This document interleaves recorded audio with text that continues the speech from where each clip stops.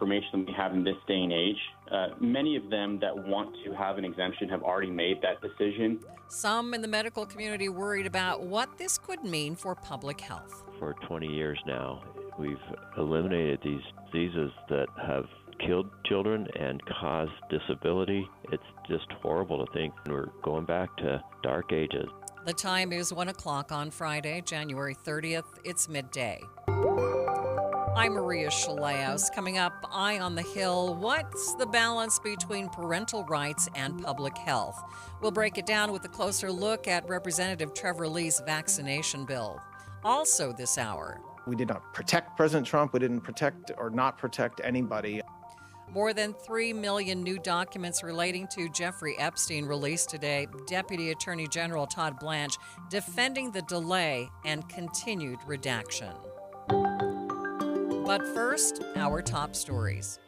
Orem City is looking to crack down on short-term rental properties like Airbnbs and Verbos. KSL News Radio's Adam Small has details. Orem City Council member Chris Kilpack tells me right now there aren't any regulations in place for short-term rentals, and they're working to change that. Our attempt will be to maintain safety, maintain neighborhood integrity. He says there are about 240 of these properties in the city right now, and they've been getting a number of complaints from homeowners about things like noise and parking. Kilpack tells me they don't want to ban short-term rentals, but they are considering a number of new rules for them, like requiring them to be a certain distance from other rentals and public places like schools. You might have someone who you don't know at all coming from somewhere you don't know or understand.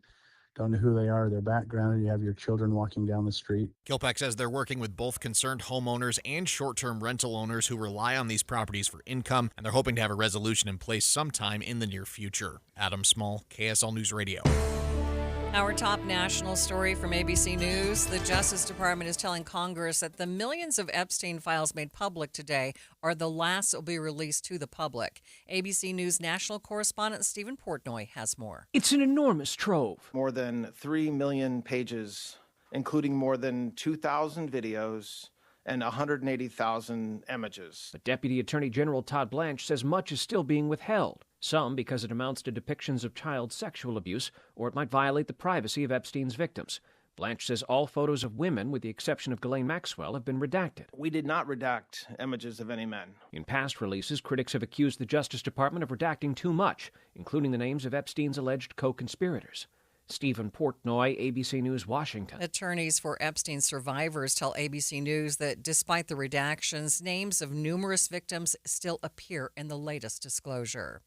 Taking a look at your money at this moment, the Dow is down by 262 points. That's about 0.5%, sitting at 48,810. S&P down by 37. The NASDAQ down by nearly a full percent, down 231 points. Traffic and weather together. It's brought to you by UCCU. Transfer savings, earn more. UCCU, love where you bank. Ricky, we have an emergency traffic situation. I'm afraid we do, Maria. It's northbound I-15, a crash in Murray just after the south interchange at the I-215 junction.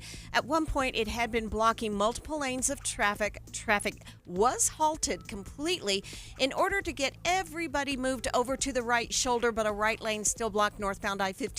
Again, this is after I-215's junction.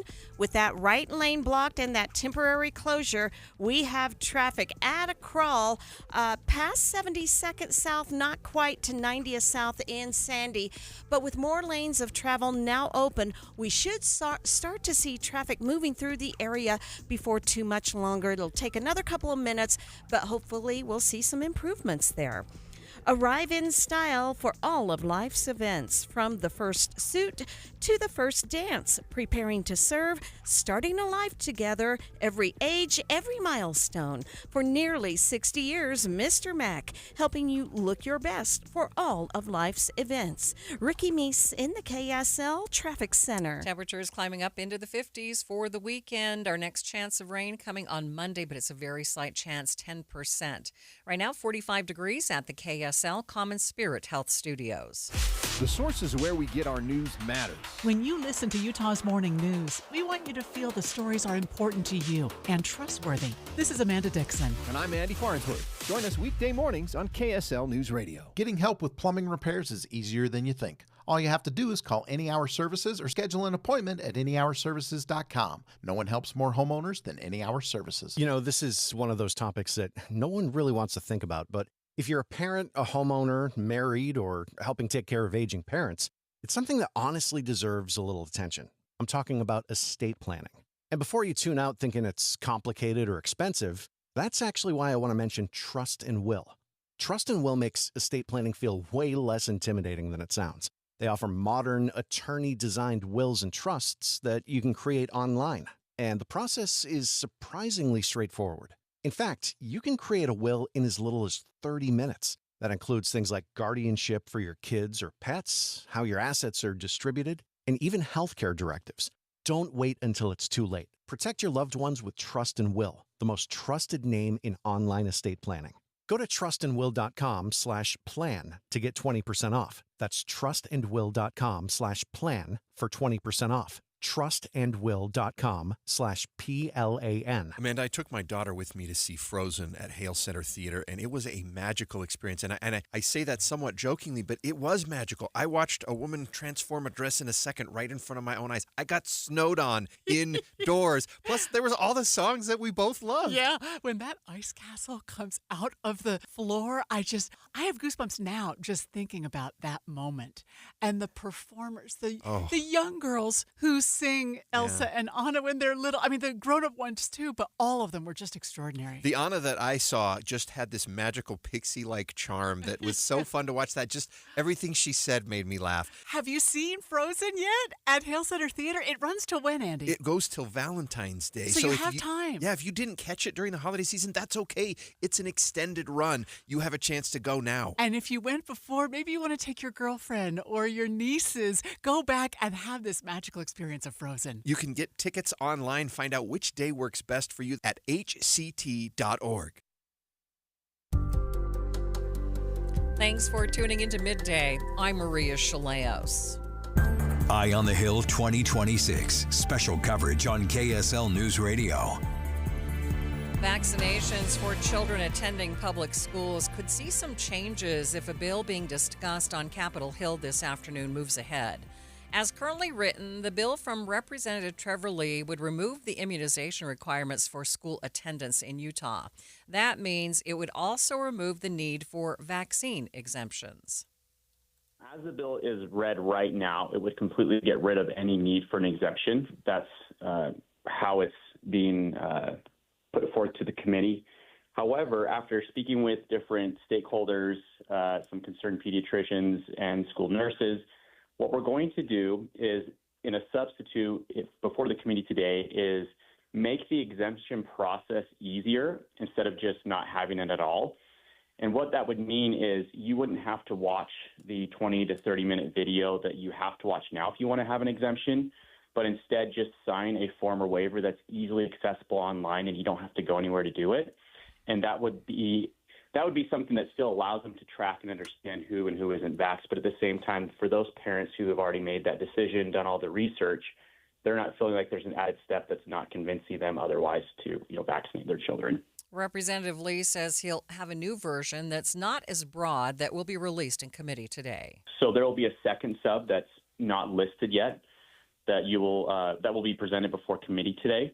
It's close to the first version of the bill, except there's going to be an online form that's just much easier to fill out. You don't have to go to the health department or even leave your home to go out and get that exemption and finish doing that process. So it's just making it one step easier, which is very close to the first version, but it's not like the second version. He tells Inside Sources that the current process for parents to get an exemption is too much work and red tape.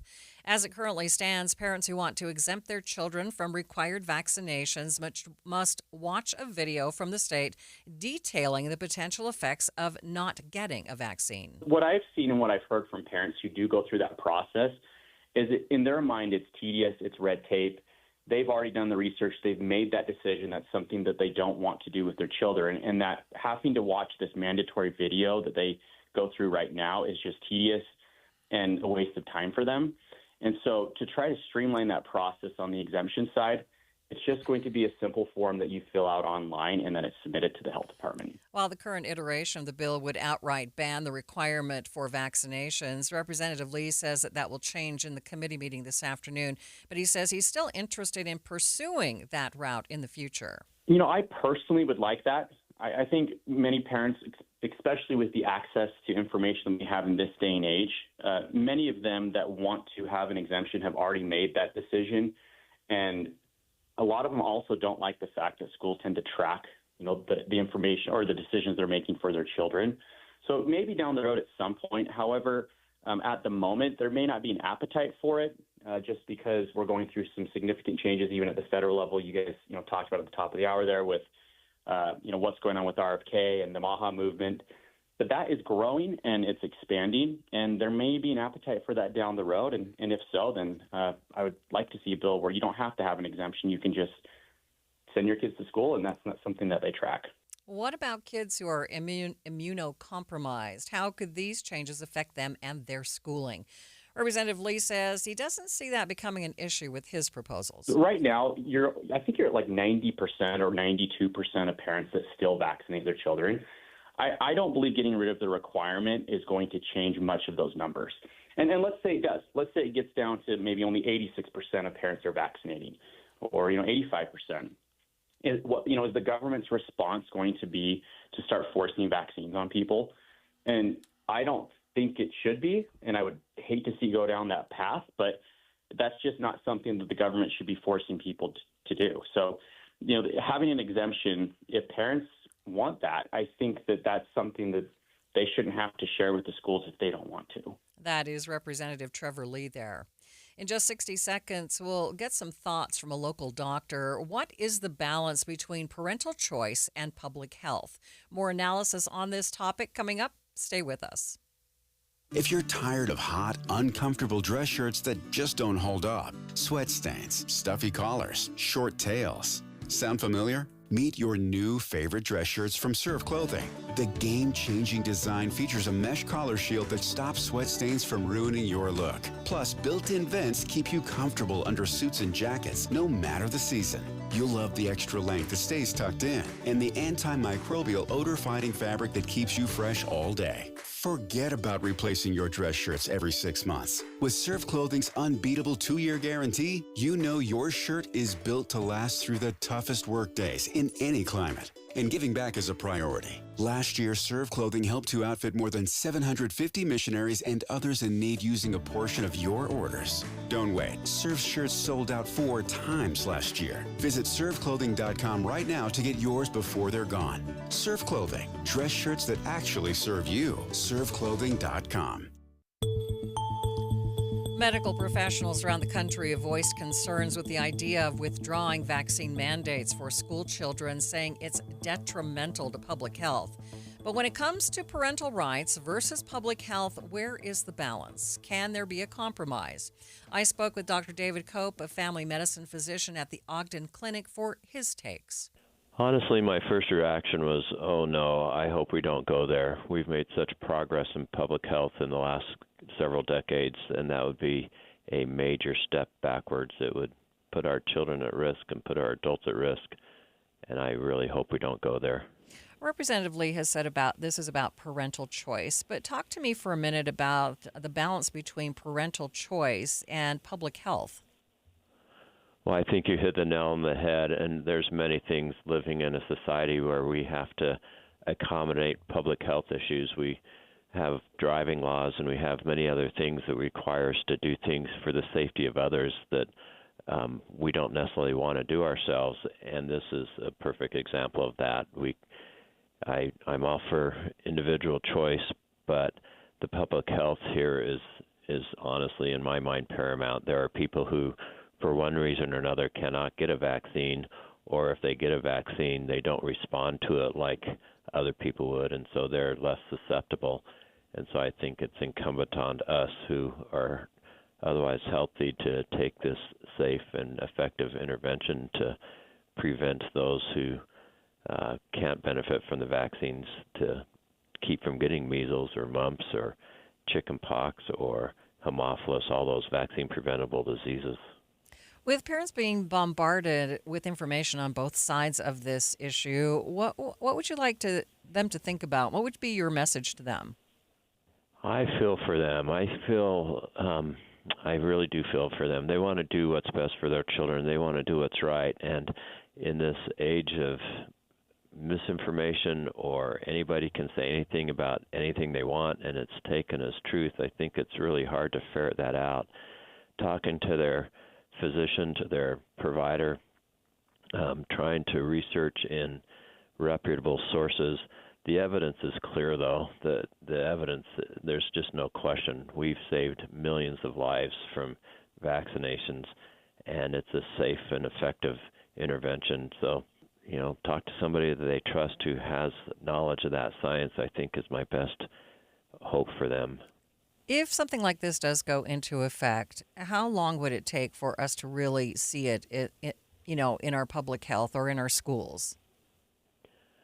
That's a good question, because it's different for each of those diseases. If it really went into effect, it'd take some time, months and years, for the vaccination rates to drop below that herd immunity level, the levels that are needed for herd immunity.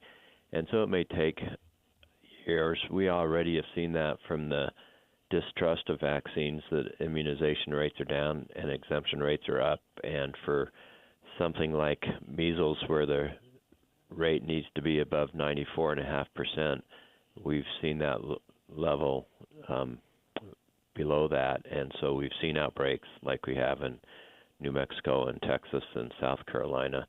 So it's already happening just from the lower vaccination rates, and if it drops much lower, it'll be soon. The next year or two, we'll start to see it. With this constant distrust of vaccines, how difficult does it make it for you to do your job? Oh, it's hard, honestly. On a daily basis, I talk to people about that, and I feel their pain when they're trying to do what's right and trying to figure out who to trust. But it just takes time to work through it, and time to try and let them know that I care about them and their child, probably not as much as them, but nearly as much, and just want to do what's best. It makes it difficult. It makes it really hard. All right. Anything that you would like to add that maybe I've not asked you? I appreciate the time to say something. I just hope this is not going to go anywhere. I hope that he's thrown a left fielder out there just to try and get people to think about it. I don't know what his real purpose is, but it's a horrible, horrible, irresponsible decision of an elected official to try and do this. Overall, without being too dramatic, what would be, you're saying people's lives would be lost as a result.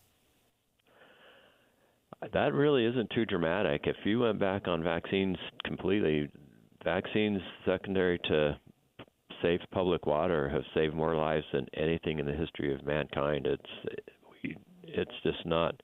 We don't see vaccine preventable diseases. As a resident of primary children's, I took care of 2 or 3 children, babies with Haemophilus influenza. I had several pass away while I was in residency, and I have not seen Haemophilus influenza for 20 years now. We've eliminated these diseases that have killed children and caused disability. It's just horrible to think, and we're going back to dark ages and underdeveloped countries, and it's just horrible.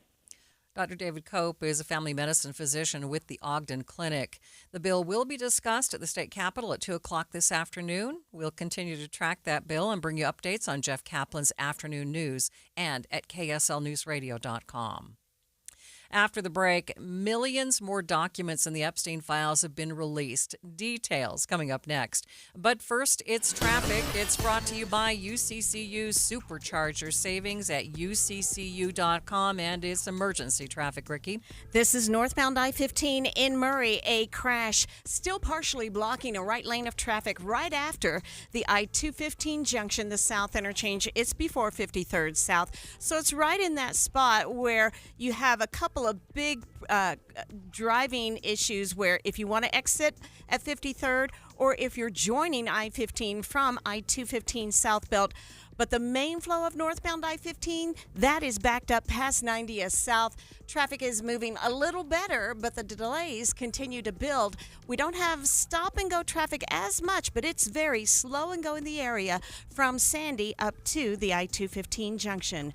When you need the financial products and services for every stage of life, Cyprus Credit Union is there for whatever the future holds. Visit cypruscu.com today. Ricky Meese in the KSL Traffic Center. For years I've said this, when it comes to the person you love, there are 3 dates you never, ever want to forget or overlook. 1, birthday. 2, anniversary. 3, it's Valentine's Day. And the perfect place to celebrate Valentine's Day with the one you love, it's Ruth's Chris Steakhouse. First of all, of course, the best food you have ever had. But the ambiance, the wait service is absolutely incredible. And we have 2 locations. One, Hotel Park City, up in the mountains after a day of skiing. That would be perfect. And of course also in downtown Salt Lake City at 275 South West Temple. The steaks are divine. You're going to love the seafood dishes, poultry, whatever it is, cooked to perfection at Ruth's Chris Steakhouse. Be sure to make your reservations now for Valentine's Day. Wesley is a truck driver. I drive a truck, and I love what I do. A truck driver with IRS troubles. They told me I owed them $43,000. It got really bad. Quite a few letters in the mail. They were talking about wage garnishment, coming after my house, my car. Yeah, they don't play around. I seriously thought that I was going to lose everything. One sleepless night, Wesley finally made a call to Optima Tax Relief at 2 a.m. Kind of figured I'd get a machine, but I didn't. I actually got to talk to an actual person in the middle of the night. He found just what he was looking for. Oh, they were great people. You need a team of people that know what they're doing. Optima Tax, they know what they're doing. Optima Tax Relief came through with flying colors. I saved an incredible amount of money. Happy don't even come close. I was absolutely overjoyed. Take Wesley's advice. If you're in any kind of trouble with the IRS, call Optima Tax Relief. Don't trust anybody else. Call Optima for a free consultation. Call 800-343-6460. 800-343-6460. 800-343-6460. Optima Tax Relief. Some restrictions apply. For complete details, please visit OptimaTaxRelief.com. You are listening to Midday. I'm Maria Shilaos. Today, millions more documents relating to the Jeffrey Epstein case were released. The Department of Justice released papers, photos, and even videos in the Epstein files earlier this morning. The last time the DOJ released documents, they were heavily redacted, and many survivors of Jeffrey Epstein's crimes were critical of what was made public. The Justice Department is required under law to make the case files public. Deputy Attorney General Todd Blanche walked reporters through the process for reviewing and releasing the files and spoke about the redactions and why not all documents have been released. Today we are producing more than 3 million pages, including more than 2,000 videos and 180,000 images. In total, that means that the department produced approximately 3.5 million pages in compliance with the Act. Just a quick note about the videos and images. The 2,000 videos and 180,000 images are not all videos and images taken by Mr. Epstein or someone around him. They include large quantities of commercial pornography and images that were seized from Epstein's devices, but which he did not take or that someone around him did not take. Some of the videos, though, and some of the images do appear to be taken by Mr. Epstein or by others around him. Now, I want to talk for a few minutes about the department's document identification and review protocols. It consisted of multiple layers of review and quality control designed to ensure compliance under the Act and protect victims. On top of the review protocols that the department had in place, the United States Attorney's Office for the Southern District of New York employed an additional review protocol to ensure compliance with a court order requiring United States Attorney Jay Clayton to certify that with respect to certain materials, a large quantity of the materials, a rigorous process was undertaken to protect victims against any clearly unwarranted invasion of their personal privacy. The department's collection effort resulted in more than 6 million pages being identified as potentially responsive, including department and FBI emails, interview summaries, images, videos, and various other materials collected and generated during the various investigations and prosecutions that the Act covered. We erred on the side of over-collection of materials from various sources to best ensure maximum transparency and compliance, which necessarily means that the number of responsive pages is significantly smaller than the total number of pages initially collected. That's why I mentioned a moment ago we're releasing more than 3 million pages today and not the 6 million pages that we collected. I want to address what we didn't produce. The categories of documents withheld include those permitted under the Act to be withheld: files that contain personally identifiable information of victims or victims' personal and medical files, and similar files, the disclosure of which would constitute a clearly unwarranted invasion of personal privacy. Any depiction of CSAM or child pornography was obviously excluded. Anything that would jeopardize an active federal investigation. And finally, anything that depicts or contain images of death, physical abuse, or injury, also not produced. Although the Act allows for withholding for items necessary to keep secret in the interest of national security or foreign policy, no files are being withheld or redacted on that basis. Further, as we previously stated in our December 19th letter of last year, the department withheld or redacted files covered by various privileges, as we always do, including deliberative process privilege, work product privilege, and attorney-client privilege.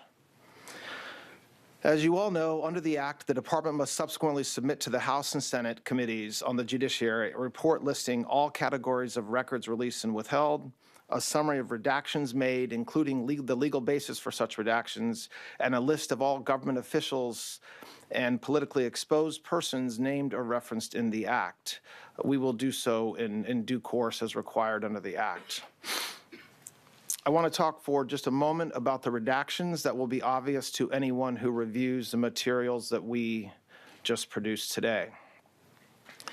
In addition to the documentary redactions, which includes personal identifying information, victim information, and other privileges, there is extensive redactions to images and videos.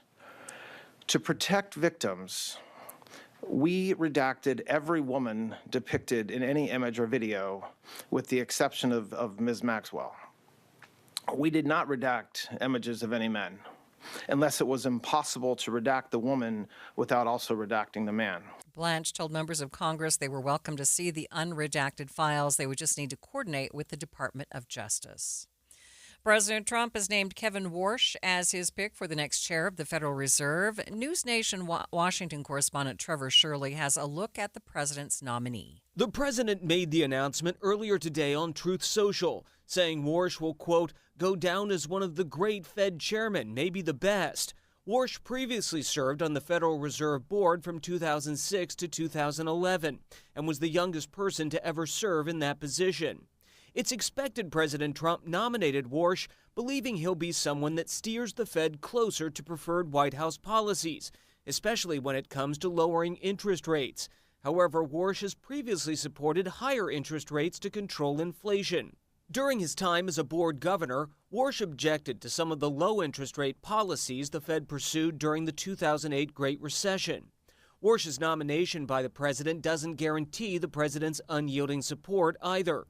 Keep in mind, President Trump also nominated current Reserve Chairman Jerome Powell during his first term as president. That relationship soured, with Powell refusing to lower interest rates as fast as the president wants, leading to an all-out public feud between the two men since President Trump returned to office. Last year, Warsh spoke about his views on the Fed's independence amid ongoing criticism by President Trump. I believe in the operational independence in the conduct of monetary policy as a political economy matter. I think the economy is better off if the world perceives, markets perceive, members of Congress perceive. You got central banks that are calling it the best they see it. But the operational conduct of monetary policy doesn't mean that the Fed shouldn't be criticized. Central bankers should not be pampered princes. If Chairman Hill and his colleagues think that we're doing a terrible job at the central bank, they should be able to call it out. Same thing with the president. It's 1:30 midday at KSL News Radio. I'm Maria Shilaos. Some of the stories we are watching this hour. A judge in New York barring prosecutors from seeking the death penalty for Luigi Mangione, who is accused of killing United Healthcare's CEO. Emergency traffic, Ricky. We are starting to see traffic move again, still slow northbound I-15, Midvale and Murray. Maria? And the forecast looks like it's going to be dry all the way through Sunday. It's 1:30. ABC News, I'm Michelle Franzen. In Minneapolis, crowds are in the street to protest federal immigration operations in the Twin Cities and mass deportation campaign across the country. Organizers are calling for a nationwide day of action and solidarity following the fatal shootings of a VA nurse, Alex Preddy, and Renee Good. Minneapolis Police Chief Brian O'Hara, meantime, pushing back on claims by federal agencies that local police is not cooperating. We have worked hand in hand with federal agencies and the U.S. Attorney's Office. This city, we've prosecuted over 100 gang members for racketeering and murder and other things that have helped result in the serious decline in violent crime in the city. But this operation has jeopardized all of those partnerships that took years and years to build. A federal judge in New York dismissing the death-eligible counts for Luigi Mangione's indictment, charged in the murder of United Healthcare CEO, and also suppressed evidence seized from Mangione's backpack, can move forward. This is ABC News. KSL's top local story. A majority of Utah employers say they focus on skills over a person's degree when looking for new employees. KSL News Radio's Randall Jepson has more. Utah state researchers wanted to know what makes a good applicant for a job, so they surveyed 226 employers. The results? Most wanted to see the applicant demonstrate good communication, teamwork, time management, and the ability to problem solve. And they value those skills over what type of degree a person has. They also say demonstrating digital literacy and knowledge of AI is important. The survey also mentions some of the biggest concerns that employers have. They include a lack of experience, unrealistic salary expectations, and limited critical thinking. Other local stories KSL is following. Utah legislators have requested around $300,000 to strengthen our defense against foreign influence. KSL News Radio's Cameron Elliott reports. Representative Candace Perucci says the money would be allocated towards software used to investigate the ownership of Utah land and any potential connections with foreign government. Perucci says this isn't a hypothetical either. She says they have already forced the Chinese government to sell thousands of acres of land. We've been able to have 35,000 acres divested so far. We have several other properties being investigated, though, and to expedite that timeline and make sure we have all the information necessary to have them divest, we need this software. She says that the land is often sold directly to Utahns, and if the state is forced to sell the land themselves, the money goes right back to the general fund. Cameron Elliott, KSL News Radio. We are exactly 1 week out from the opening ceremony for the 2026 Winter Games in Italy. Dozens of athletes with Utah ties will be competing in Milan Cortina, and Salt Lake City will be holding a watch party at Library Square so people can watch. They can come together and watch our athletes compete. Taking a look at your money at this moment, the Dow's in all the markets in negative territory today. The Dow is down 231 points, down 0.5%, sitting at 48,838. S&P down by 43. The Nasdaq down by 275 points. Traffic and weather together. It's brought to you by UCCU. Transfer savings, earn more. UCCU. Love where you bank. And Ricky, we're out of emergency traffic. We are out of emergency traffic. That's the good news. The bad news is we had the crash at just before 53rd South. That's been cleared. That backup is starting to ease, but now we have a secondary crash in the mix at 7200 South. It's still adding to delays. And in Davis County, a crash westbound SR 193 at 3000 West in Syracuse, blocking the intersection. Arrive in style for all of life's events, from the first suit to the first dance. Preparing to serve, starting a life together, every age, every milestone. For nearly 60 years, Mr. Mac, helping you look your best for all of life's events. Ricky Meese in the KSL Traffic Center. We have already surpassed the expected high for the day. We are climbing into the 50s for the weekend, just the low 50s though, and then our next chance of rain coming on Monday. Right now, 46 degrees at the KSL Common Spirit Health Studios. Mornings are for recharging. And they're for starting your day right. We volunteer to join you in the car. Get news and weather at 102.7 FM during the most important part of your day. Andy and Amanda, each morning between 5 and 9 on KSL News Radio. At CertaPro Painters, we know that a happy place comes in many colors, like ones that inspire a sense of wonder, or a new flavor that makes life just a little bit sweeter, or one to celebrate those moments that lift you to new heights, at home or at work. We'll make your happy place your own. CertaPro Painters. That's painting happy. Each CertaPro Painters business is independently owned and operated. Contractor license and registration information is available at CertaPro.com. Higher taxes, soaring inflation, record low interest rates, and the skyrocketing cost of healthcare. The list goes on. Retiring successfully today is a lot more complicated than ever before. Learn how you can tackle the biggest challenges that you'll face in retirement today. Don't miss a special edition of Retirement Solutions Radio. It's this Saturday afternoon at 3 o'clock, right here on KSL, News Radio 1027. Big tax changes this year could mean a bigger refund, and Jackson Hewitt knows how to get you your biggest. You'll get $100 just to try us. That won't make you filthy rich, but definitely gas plus groceries rich. And since we know all the new tax codes, you could get thousands back, which would make you low-key loaded. Or at least wealthy adjacent? Go with our trusted pros and get $100 to switch. Rest easy. Jackson Hewitt's got your taxes, guaranteed. Limited time offer for new clients, participating locations only. Details at jacksonhewitt.com. I'm Ed Evans, CEO of Consumer Cellular. You know, the big wireless companies say they have discounts for people over 55, but unless you're willing to sit on hold and ask, you're probably paying more than you should. At Consumer Cellular, there's nothing to hunt down. We're built for people 50 plus with plans starting at just $20. And our 100% US-based customer service actually answers the phone. Call 1-888-FREEDOM or visit consumercellular.com today and get your second month free for a limited time. Taxes, fees, and other third-party charges will apply. See website for additional details. You were listening to Midday. I'm Maria Shilaos. Today, the judge overseeing the murder case against Luigi Mangione, the man accused of killing United Healthcare CEO Brian Thompson, barred prosecutors from seeking the death penalty against Mangione. For many Americans, that might seem a little odd and a little confusing. I wanted some clarification and explanation on how the death penalty could be excluded in this case, yet still be allowed in another high-profile case, the murder of Charlie Kirk. I turned to KSL legal analyst Greg Skordas for some answers. Yeah, so in the federal government, for them to pursue charges that have the death penalty, and of course he's charged in the state court also with murder, but New York doesn't have a death penalty, so the federal government came in and said, okay, then we'll pursue it as a death penalty case. But the federal government requires that a murder, in order for it to qualify for a death penalty, has to have another component, which is another violent crime. So a murder during the course of a burglary or the murder during the course of an armed robbery or something like that. What the government alleged in Mangione's case was that it was the murder in the course of stalking, and they've actually charged him with 2 counts of stalking.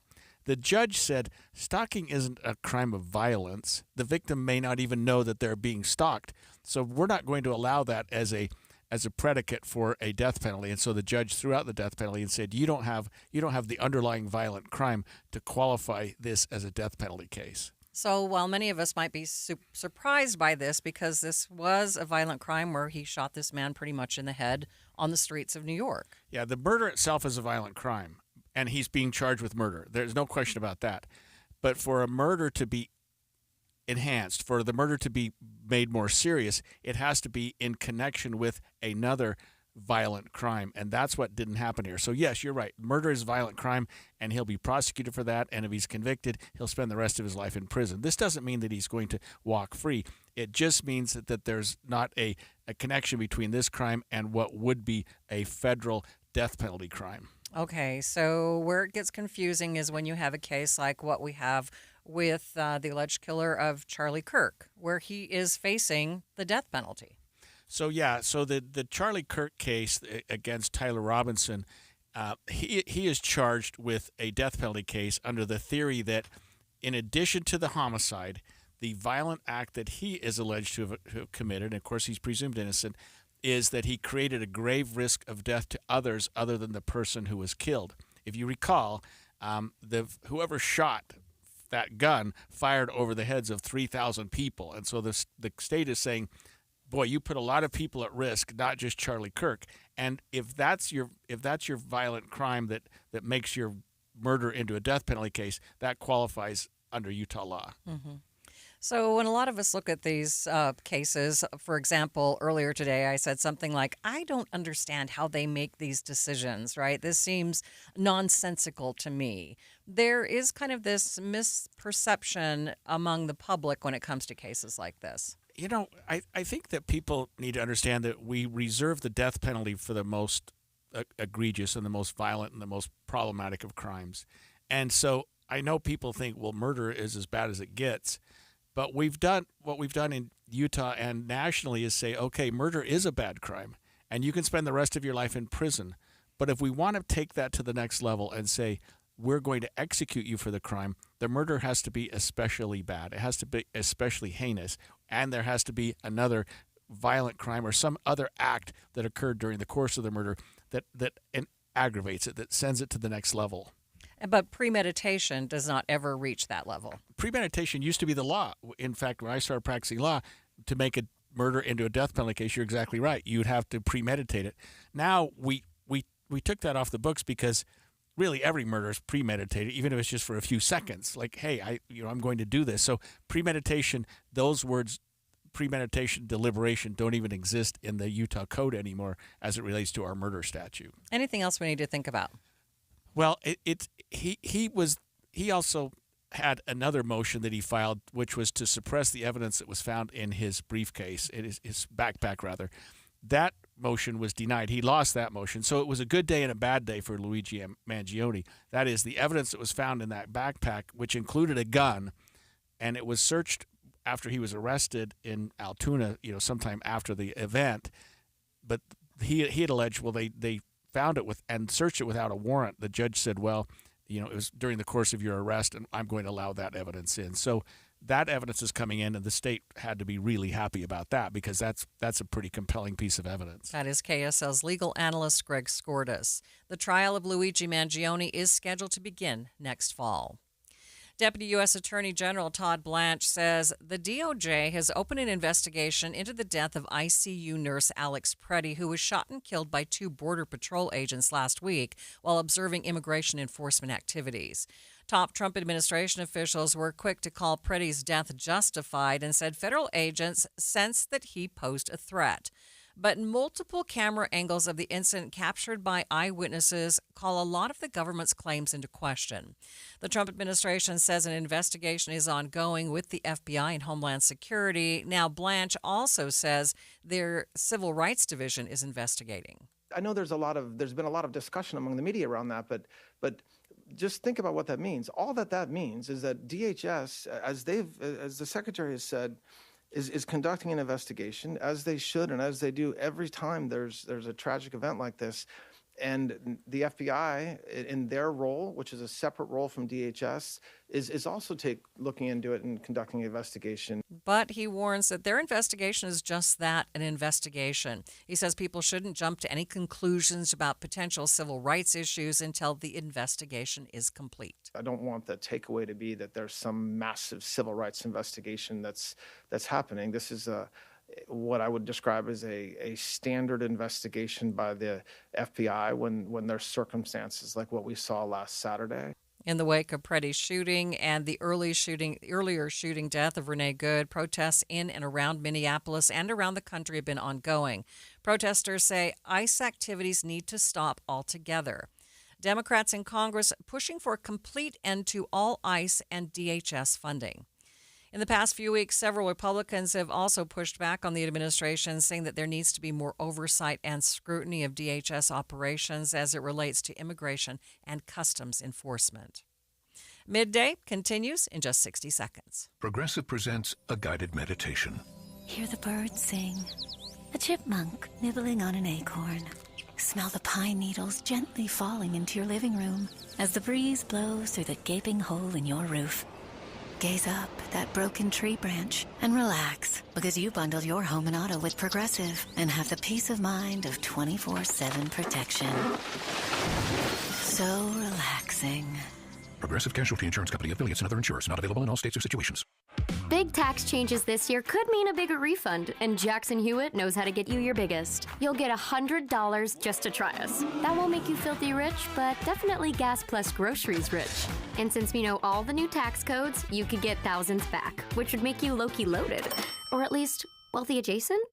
Go with our trusted pros and get $100 to switch. Rest easy. Jackson Hewitt's got your taxes. Guaranteed.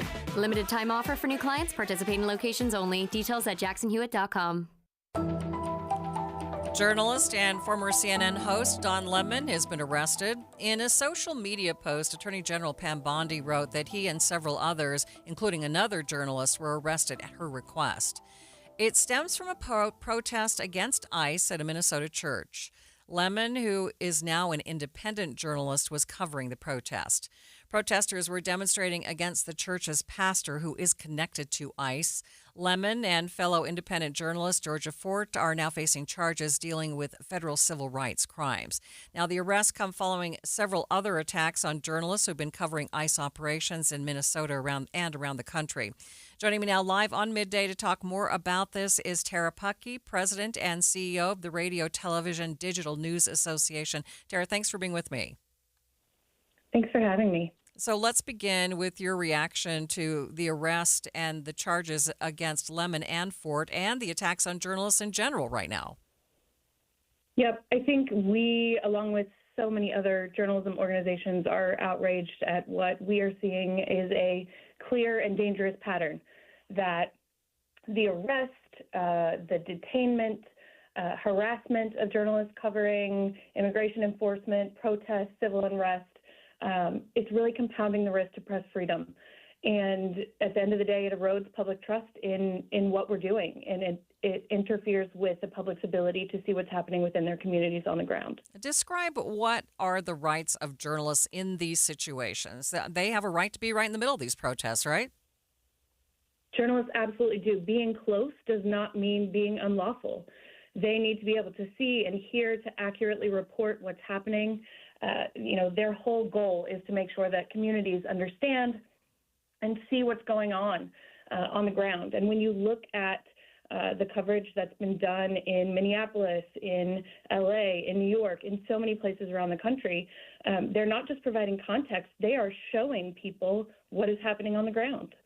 We hear all sorts of things from the other side about what these journalists were doing, but please describe why this is just really a trend that needs to be stopped, why the government can't just step in and stop journalists from doing their jobs. Yeah, when journalists are silenced or arrested or harassed, the public suffers as well. At first it can be temporary, but also perpetually as journalists are less willing to pursue challenging stories. Press freedom isn't only violated when it is exclusively banned, but when the cost of reporting becomes too high. It is critically important for journalists to be able to show up and document what's happening. They're creating an independent record. Press freedom isn't a luxury, it's a foundation of democracy. It helps our communities understand what's happening, and it helps hold the powerful accountable. Tara, is there anything journalists can do to protect themselves in situations like this? Yes. I think that is one thing that thankfully so many press organizations are really working to provide resources to those journalists. But what we're seeing isn't always helped by the resources that are being provided.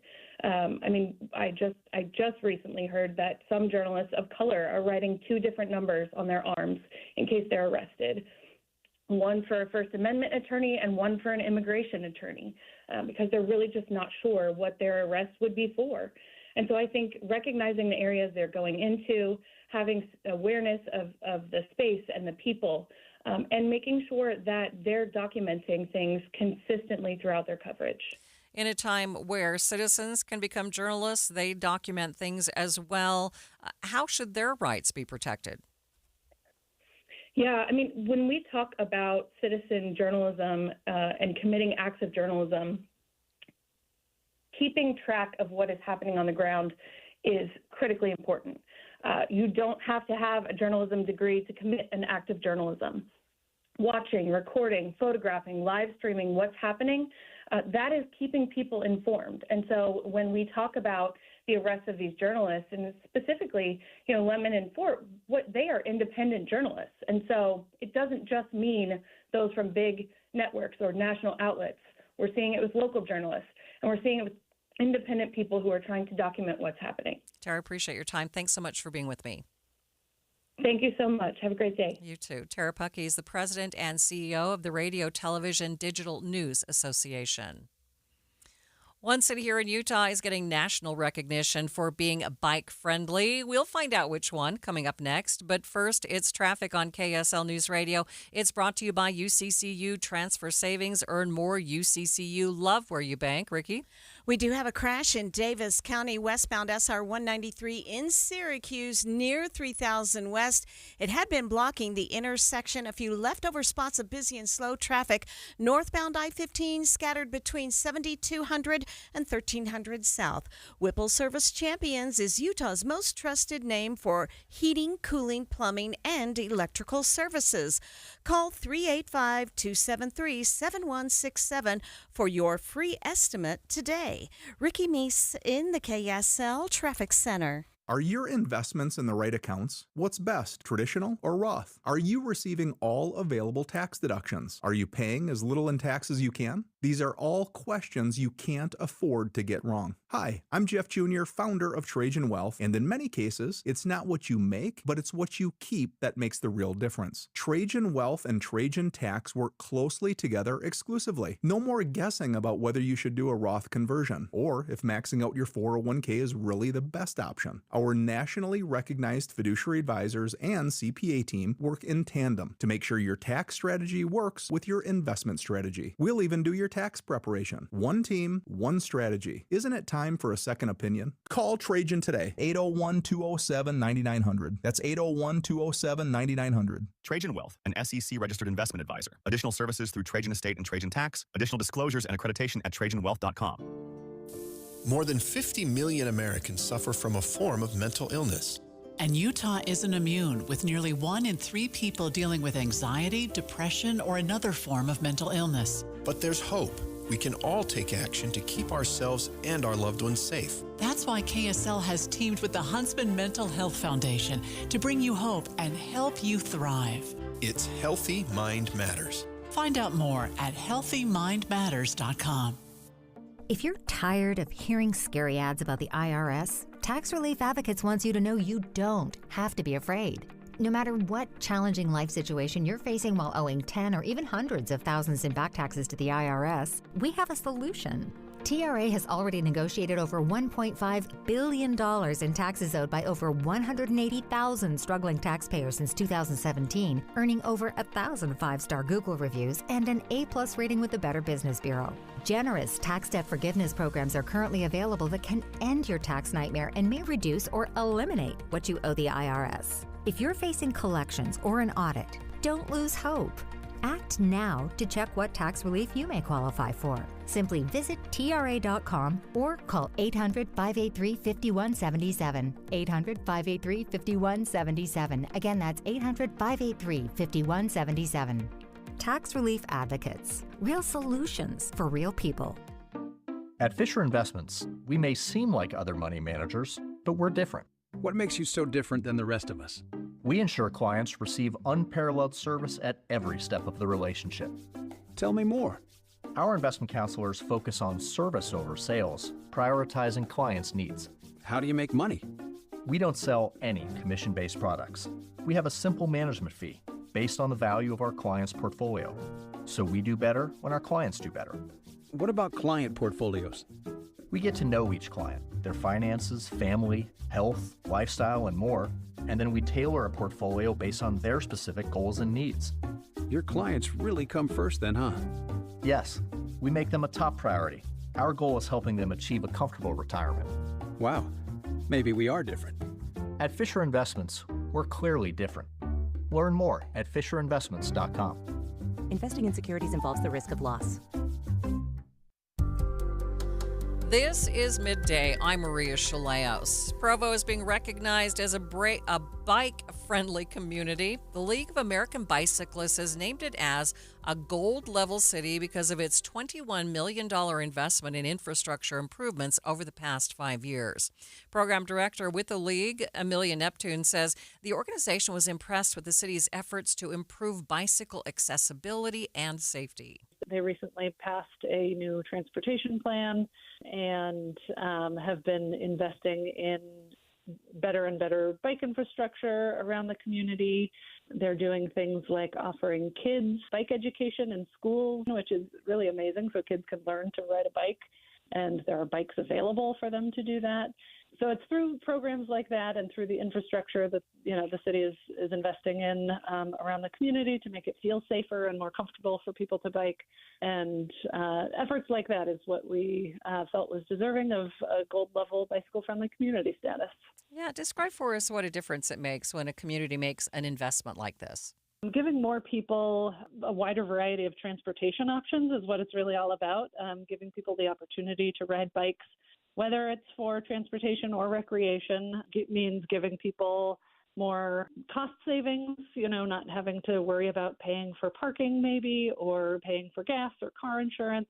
Also giving families opportunities for physical activity together, whether it's biking to school in the morning or on the weekends for fun or recreation, and giving commuters options to get to work sometimes faster, certainly less stressful than a car commute. So biking brings a lot of benefits to the people who ride bikes, but it also brings a lot of benefits to everyone else too, looking at things like pollution, but also congestion and just sort of the public health impacts and the safety impacts of having more people using active modes of transportation really does bring a lot of benefits to everybody in the community, whether you ride a bike or not. So let's talk about safety for just a second. How safe is it to ride your bike in Utah? It's getting better, which is great to see. One of the things we do look at when we evaluate a community is their safety data. So we ask about crashes and any fatalities that have happened in the last 5 years. And Provo reported that there haven't been any fatalities, so that was great to see. And that's still, even without fatalities, we want to see that there are no serious crashes either. So we look at how communities are planning for safety. So, for example, Provo has a safety action plan. And they're looking at places where crashes have occurred and assessing what could be done to those roads to make improvements to intersections or roadways to reduce the number of crashes and try to get that number down to zero as well. Besides Provo, what are some of the other Utah cities that have made a bigger difference in this area? We're actually also recognizing Draper City as a bronze level community. And we've had, I think, a total of 14 different communities across Utah have participated in the program over the years. Park City is another gold level community. They last applied a couple years ago, and I was lucky enough to go out there a few years ago and see it for myself, all the great things they're doing. Salt Lake City has participated in the past, and we're excited to continue to see all the progress being made in all of these communities. How is Utah doing when it comes to these areas, and what could we be doing better as a state in all of our communities? As a state, Utah is ranked pretty highly, I would say, across the U.S. It's ranked 14, so obviously room for improvement, but out of all 50 states, that's not bad. The 2024 report card was the last time we did it, and some things that we praised Utah on are having a complete streets policy at the state level, a safe passing law, which is the law that says if you're passing a bike in a car, you have to give them at least 3 feet of space so you're not passing too closely. And having a statewide bike plan was another thing that Utah had going for it. Some of the things that could be better was improving state laws around speed limits. We're making it easier for local communities to be able to lower their default speed limit and have a lower speed limit, especially in residential areas. That's something we found a lot of states could be better at, and Utah is one of them where we said this is an area where they could improve. And then spending of federal transportation dollars, we try to encourage every state to spend at least 2% of their transportation funds on biking and walking improvement. And Utah hasn't met that metric for a number of years. And so trying to encourage Utah to increase the percentage of funding that it spends on things like biking and walking. And that includes bike lanes, sidewalks, improving bridges for pedestrians and bicyclists, that kind of thing. Amelia Neptune is program director with the League of American Bicyclists, the oldest national bicycle organization in the United States.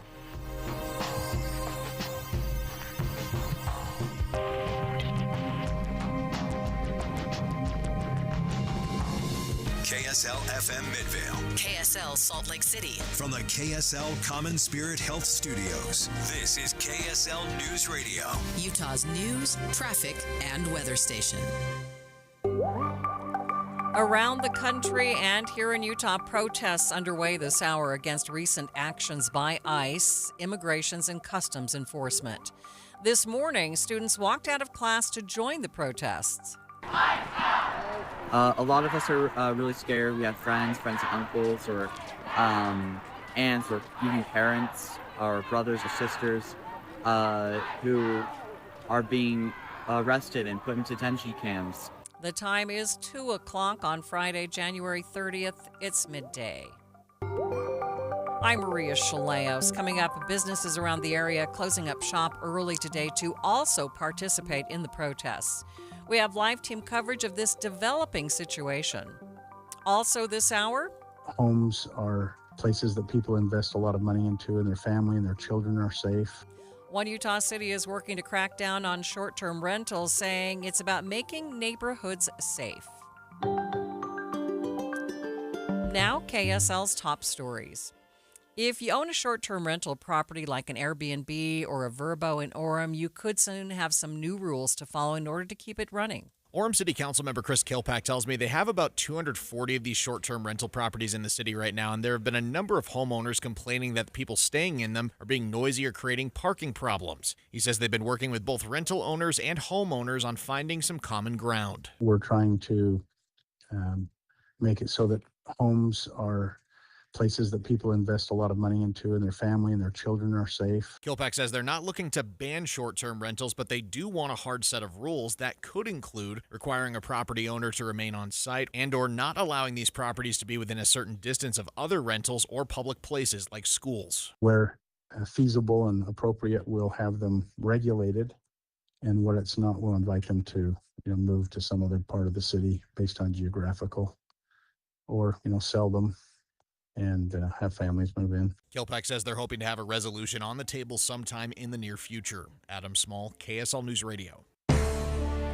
Our top national story from ABC News. Journalist and former CNN host Don Lemon and 3 others have been arrested. Attorney General Pam Bondi says the arrests come after the protest at a Minnesota church where protesters were demonstrating against a pastor connected with ICE.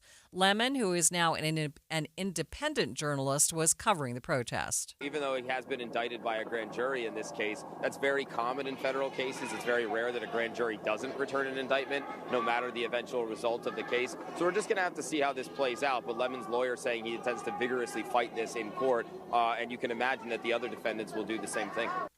That is ABC's Matt Rivers there. Taking a look at your money at this moment at the close, the Dow down 179 points to end at 48,892 for the week.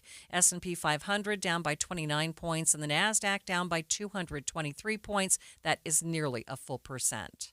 Traffic and weather is brought to you by UCCU Supercharger Savings at uccu.com. Here's Ricky Meese. We do have a small accident being cleared just south of 1800 South at 3rd West, and a crash on the ramp from westbound I-80 to go southbound on I-15 to the shoulder. Are you tired of dealing with missing teeth? Are you ready to ditch the dentures? The experts at Stubbs Dental can change your life with dental implants. Get started at stubbsdental.com today.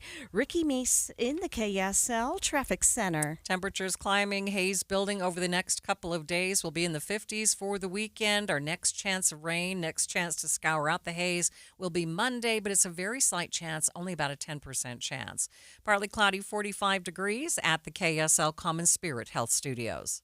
A reminder about the simplest way to get updated for your day. Hit your KSL preset when you jump in the car, and we'll take care of the rest. Hear key news updates and traffic reports. Andy and Amanda from 5 to 9 in your car. KSL News Radio at 102.7 FM. Getting help with electrical repairs is easier than you think. All you have to do is call Any Hour Services or schedule an appointment at anyhourservices.com. No one helps more homeowners than Any Hour Services. Hi, this is Derek Overstreet, president of the New Millennium Group and co-host of Stop Working, Start Living with KSL News Radio. Can you imagine what your life would be like if you could retire 3 to 5 years earlier than you thought possible? The things you could do, the loved ones you could spend time with, the memories that you could create.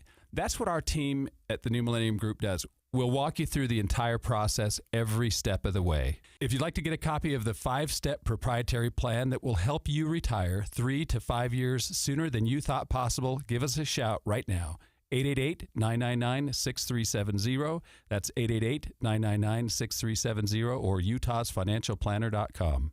Listen, most of our listeners right now have a tax problem, not a money problem. There's not enough money in Social Security Medicare as it is.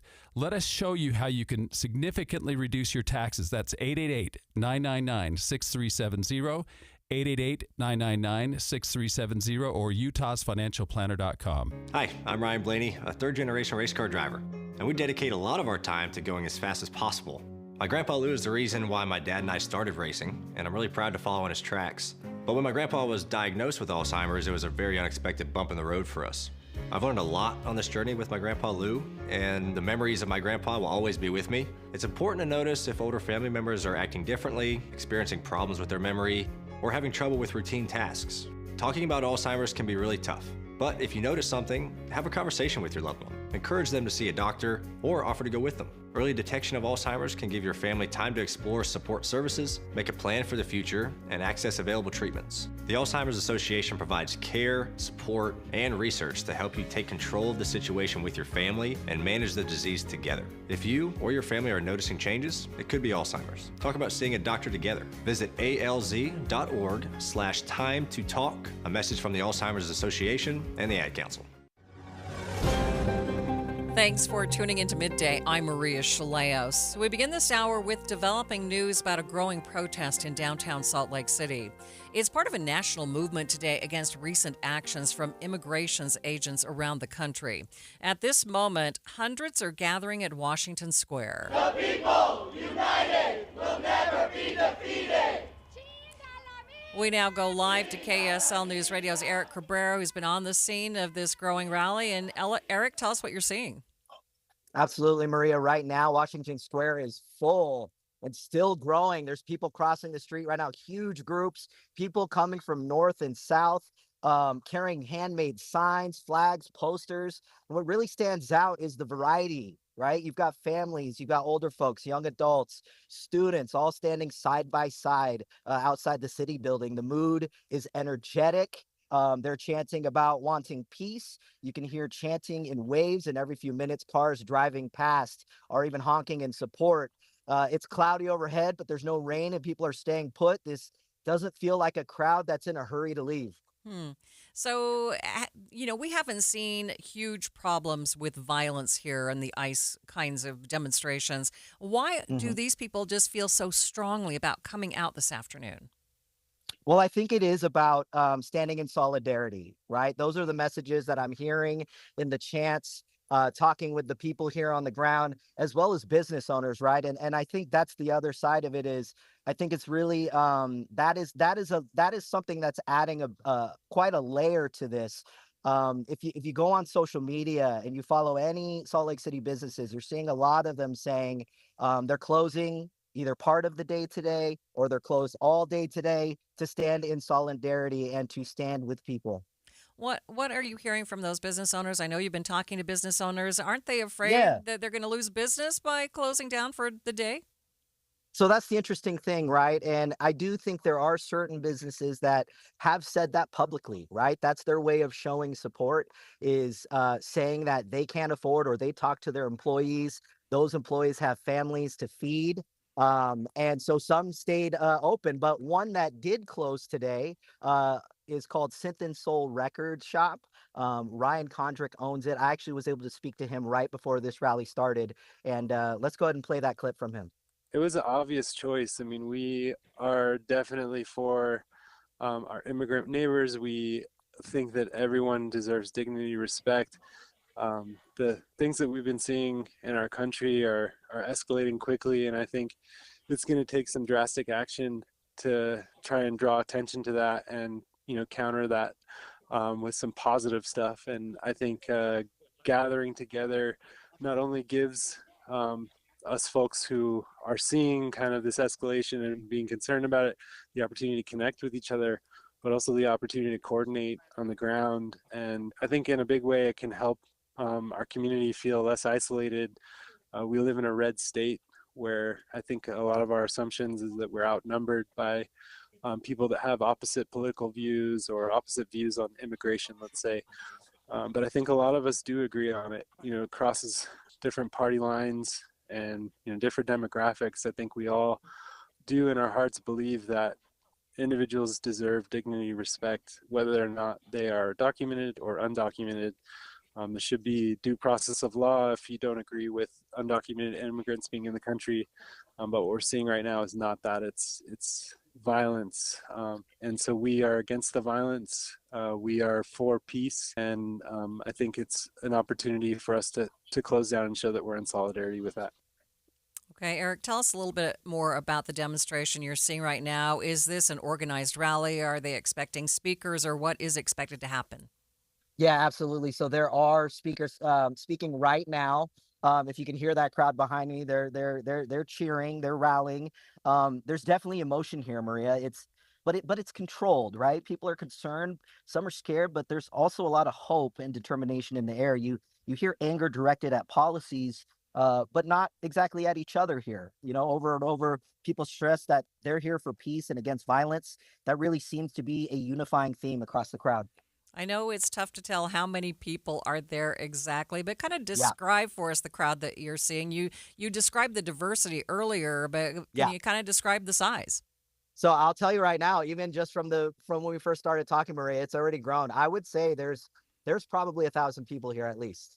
Okay. This reminds me a lot of last year's Ice Out protests, where pretty much the entire lawn on the what would it be, the west side of the city building is packed.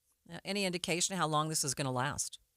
No, I don't believe there's a set time, but we'll keep you posted. I'm going to hang out here all afternoon, and I'll be bringing you the latest as I get it. All right, and Eric will be following this for Jeff Kaplan's afternoon news as well. That is KSL News Radio's Eric Cabrera joining us from Washington Square. The protests beginning this morning with many of Utah's young people, our students. We'll get that side of the story in just 60 seconds. Ben Care was born with Cruzon syndrome, told he'd face a life of limits. People do a lot for someone to notice them, just trying to get someone to pay attention to them. That's not your deal. Impossible adversity didn't break him. You will never live an ordinary life. It fueled him. So make it extraordinary. Wrestling defined him. Courage shaped him, and refusing to be normal became his superpower. We can make excuses, or we can just chew the excuses up and swallow them. And then you end up like Ben. This is the true story of a young man who didn't just rise above the odds, he crushed them. A local wrestler could have used his physical limitations to quit sports. Instead, he used it in his advantage. Stand Out, the Ben Care story. In theaters now, 100% on Rotten Tomatoes. Get tickets at standoutfilm.com. When life says you can't, Ben Care proves you can. Standoutfilm.com. We are continuing our special coverages this hour of the ongoing protests here in Utah against recent actions of ICE agents. Students at middle schools and high schools across the country joining the national protest by walking out of class this morning. That was also true here in Utah. In the Salt Lake City area, hundreds of students skipped class to protest at the Capitol. ICE out!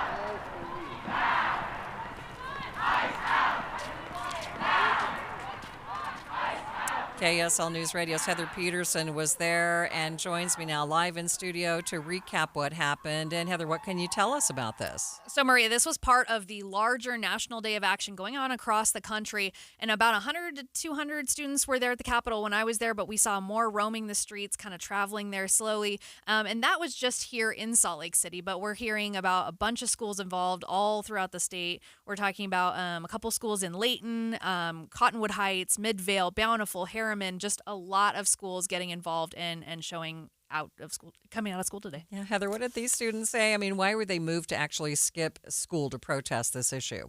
Well, I talked to Liam Hall. He's a 10th grader, and he was a student organizer behind the walkout from Salt Lake Center for Science Education. And he talked about how there's a lot of fear among students, not just for themselves, but for their family members or friends who feel intimidated about what's going on with ICE right now. We're out here today to protest ICE and ICE in schools and just how it's affecting students.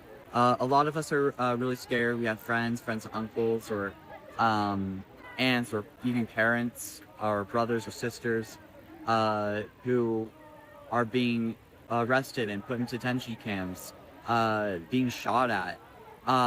People are even scared right here protesting. A lot of people didn't come because they're scared. Some of their people are scared because of their skin color, but some people are just scared because people even like Alex, Freddie, and Renee Good are being shot in our streets. And they didn't want to come because they didn't want to be shot. They didn't want tear gas. And the youth are afraid. And he also just talked about how the youth just have a unique voice on this issue, and that in all of history, when youth speak out, things happen. And he just talked about how this is kind of one of the biggest issues of their generation.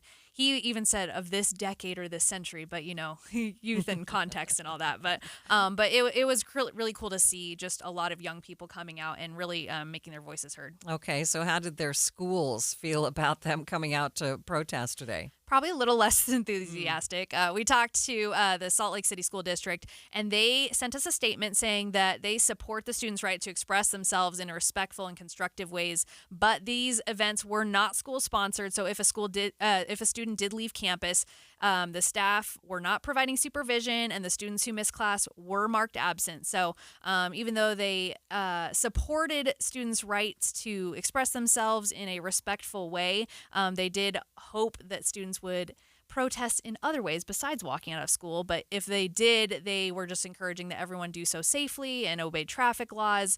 And they just reminded all members of their school community to treat each other with dignity and respect, regardless of how they chose to walk out.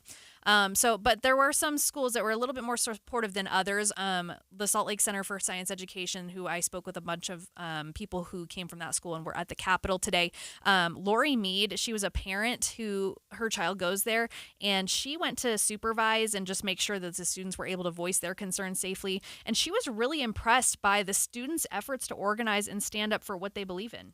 Thankfully, they go to a really supportive school. They had obviously not the organization from the school, but support from the school. And they also wanted to make sure they were just safe as they did it.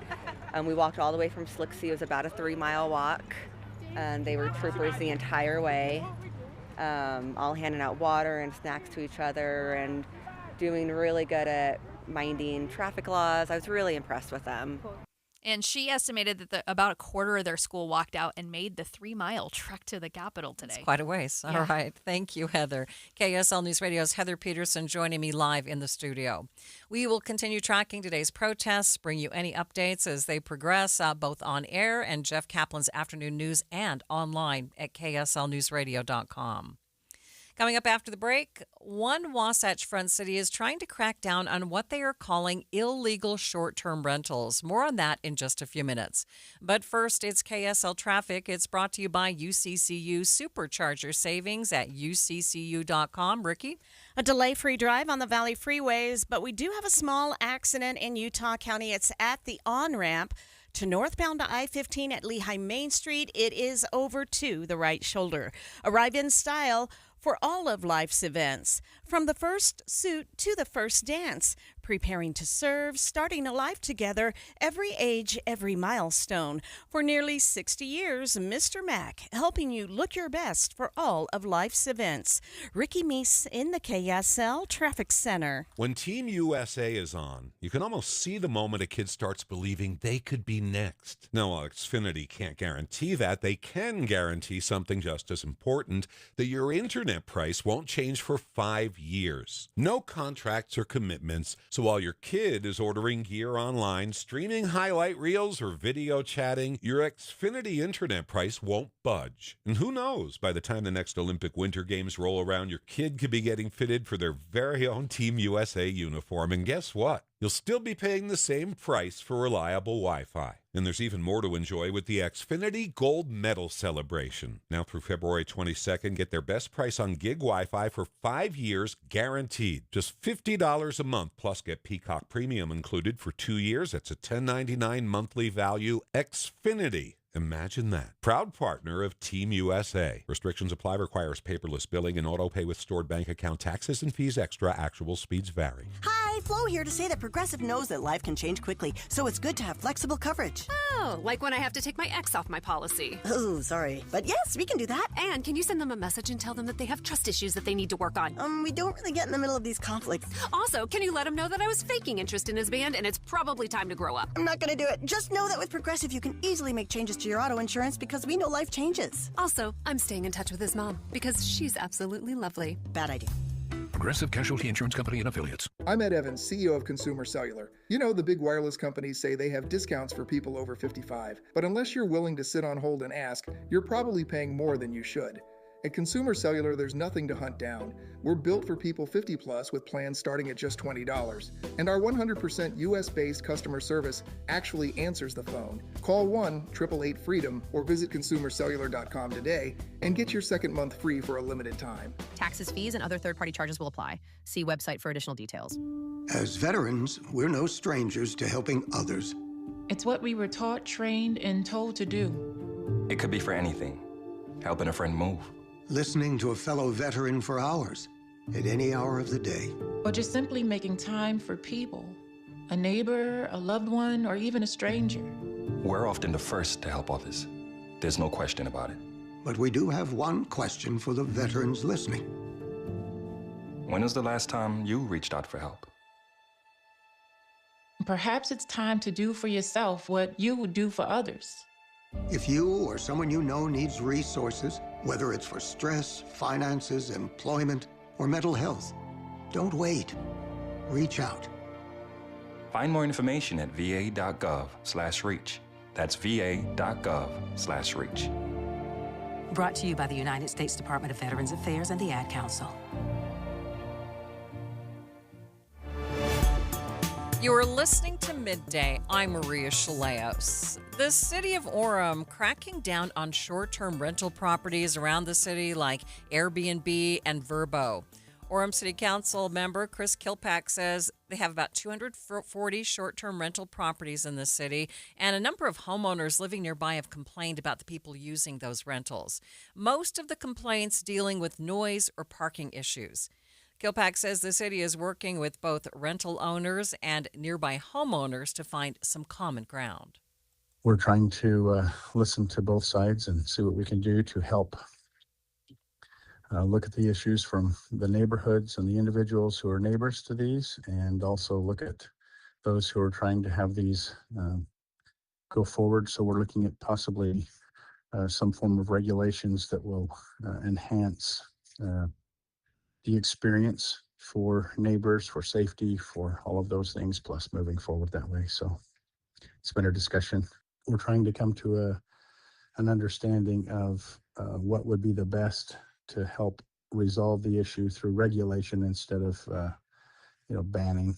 So our attempt will be to maintain safety, maintain neighborhood integrity through various means. And we had a work session this past week that discussed all of those options and possibilities with opportunities for us to consider. And now we're weighing all of those options as a city council and mayor and looking to, in the near future, look to create and put into enactment a regulation that will help us with that. And then continuing to be transparent to the public and making sure that they're aware, those who own and those who are neighbors. He says right now the city doesn't actually have a special short-term rental license. So that's one of the things they're looking at, both revisiting and the licensing and enforcing current rental licenses, which technically only allow for long-term rentals. And we are looking at making sure that, would prefer to have families move into many of the homes and have them be, parts of neighborhoods. So where the city of Orem has several rentals, and they also have now some folks have come in and put in these short-term rentals. Those are issues that we're trying to now regulate to a point where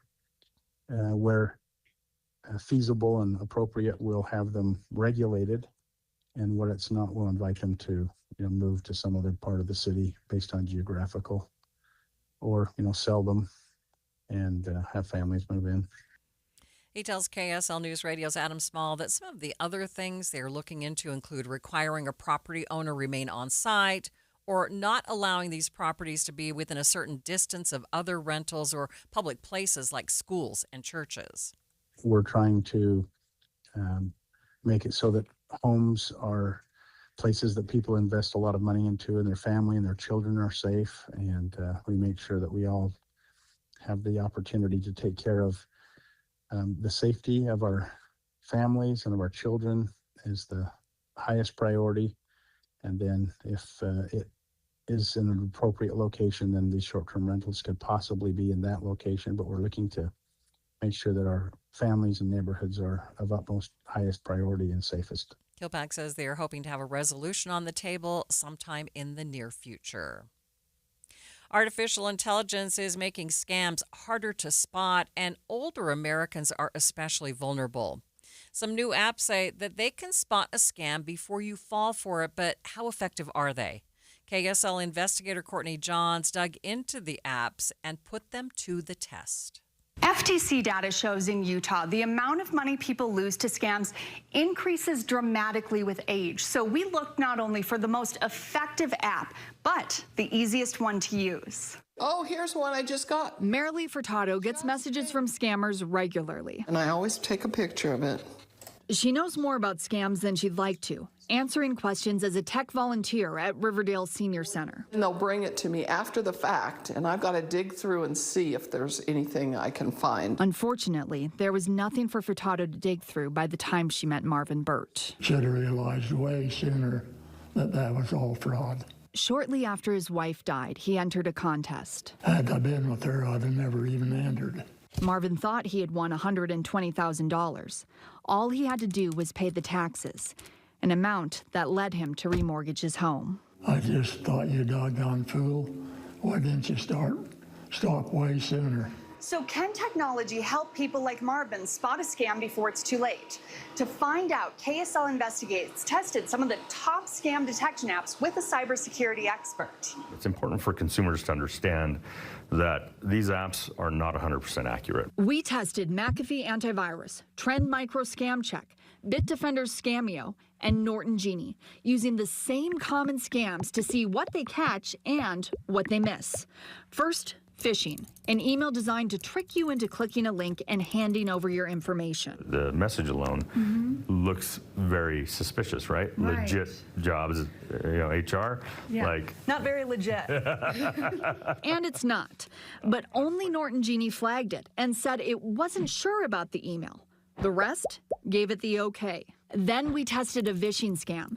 That's when crooks spoof caller ID to make you think it's really from a bank or maybe the police.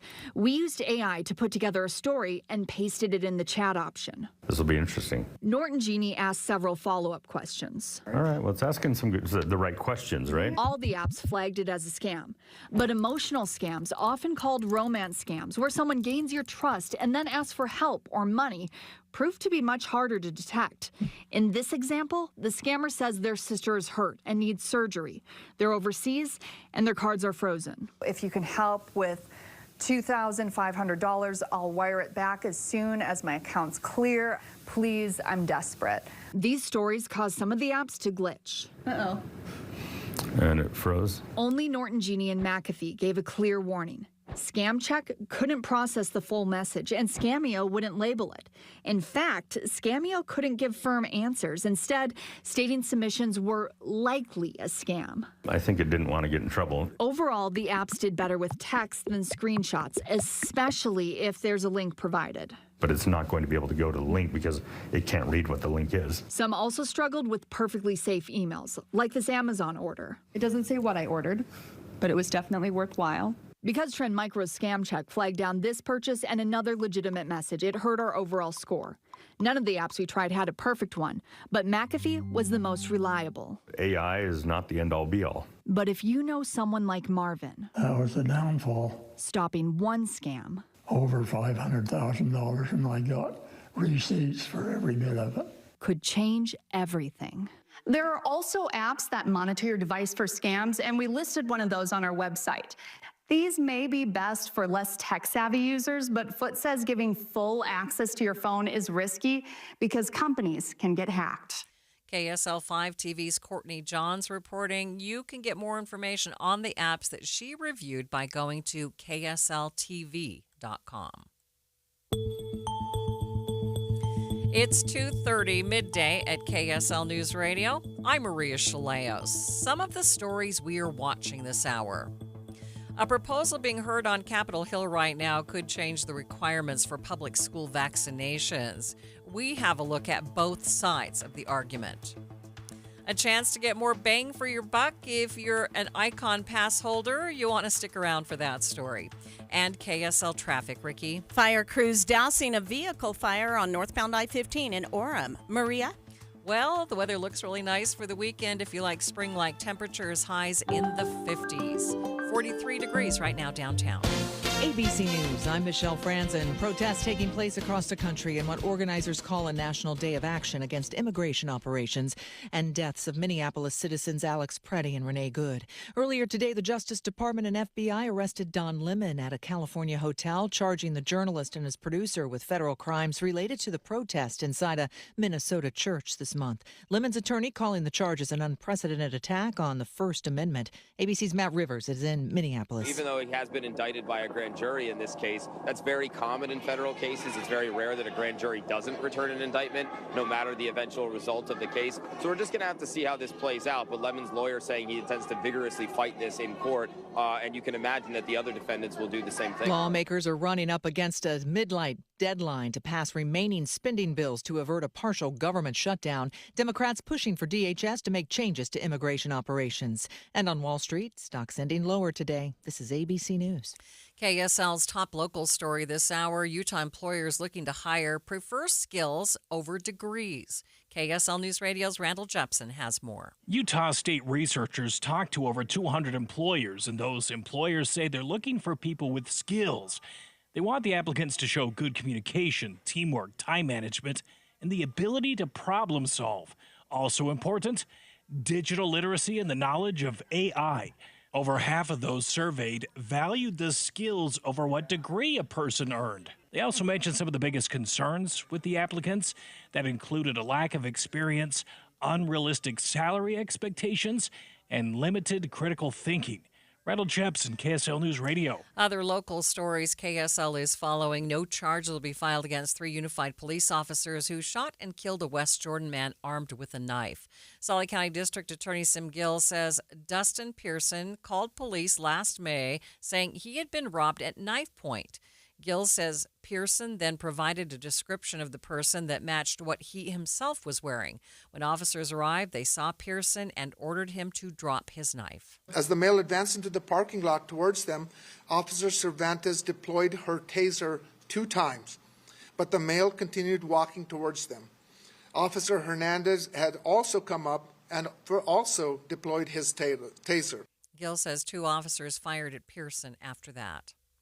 A Utah legislator is asking for hundreds of thousands of dollars to cover the cost of software to investigate foreign influences in Utah. KSL News Radio's Cameron Elliott reports. Representative Candace Perucci says the software is needed to investigate the influences behind companies attempting to buy Utah land. She says this isn't a hypothetical threat, with over 35,000 acres of foreign-owned land already discovered by the program. Perucci says the software stopped a purchase near the Provo airport by a company with ties to the Chinese Communist Party. The estimated cost of the measure, around $300,000. Taking a look at your money, markets closing lower. The Dow ended down 179 points at 48,892. S&P down by 29 points. The NASDAQ down nearly a full percent, down 223 points.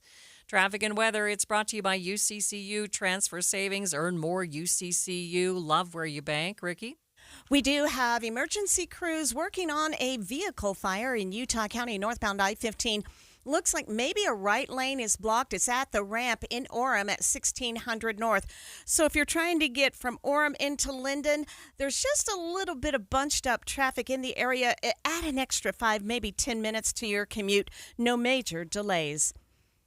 Join Ovation Homes Fall in Love with Your Home event February 14th, hosted by KSL Greenhouse Show, live in West Point, and Waffle Love at Sadie's Glen in Syracuse. Details, visit ovationhomesutah.com.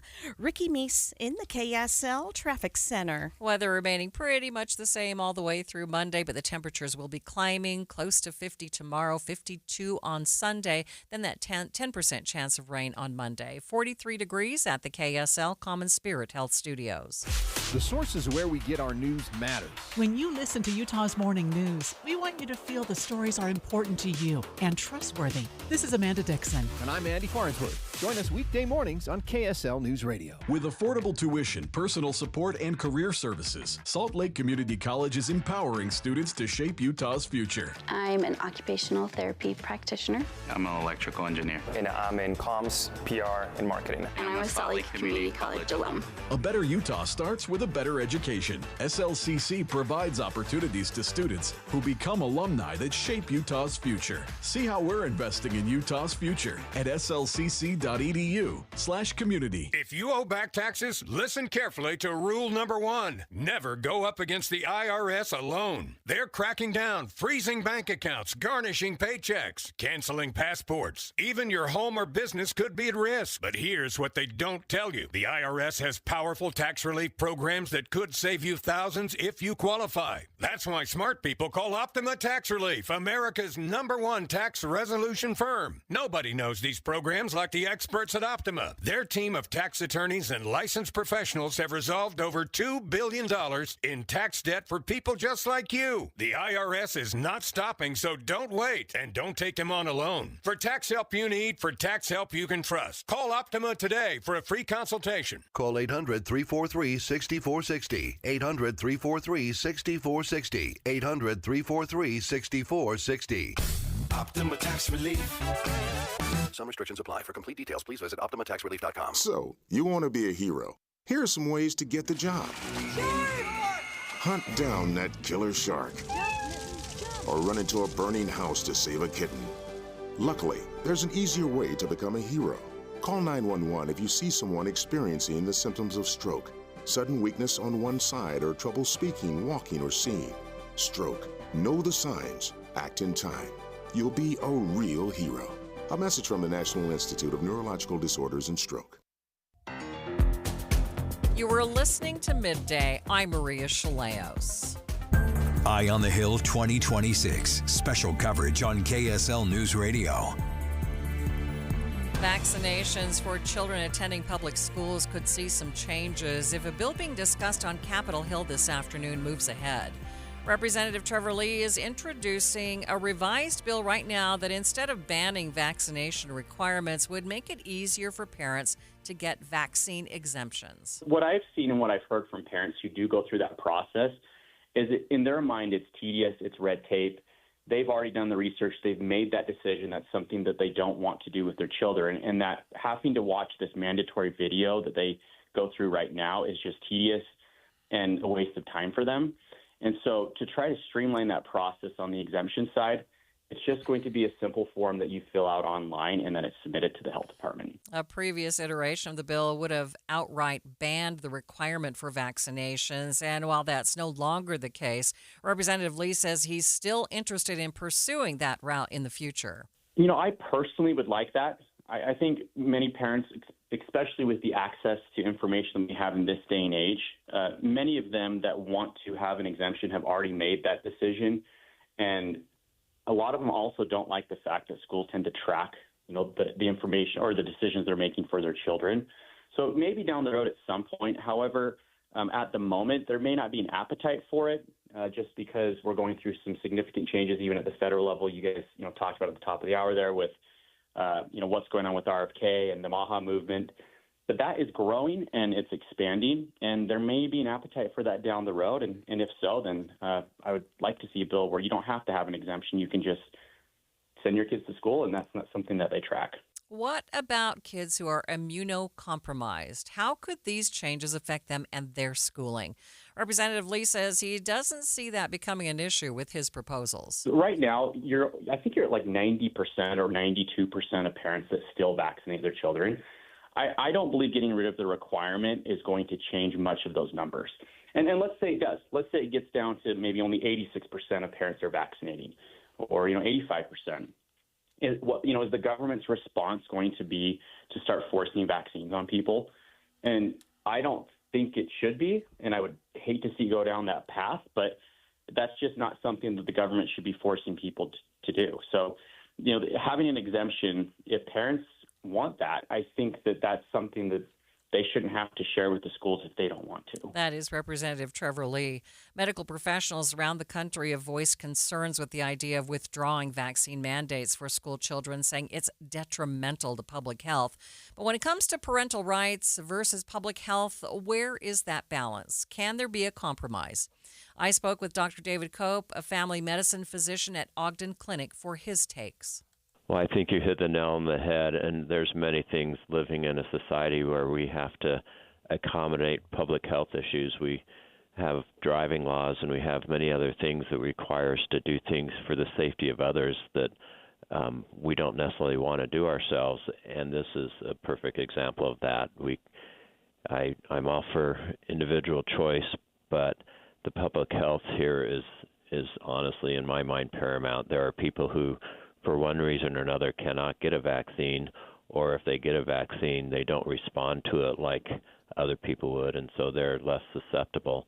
And so I think it's incumbent on us who are otherwise healthy to take this safe and effective intervention to prevent those who can't benefit from the vaccines to keep from getting measles or mumps or chickenpox or Haemophilus, all those vaccine-preventable diseases.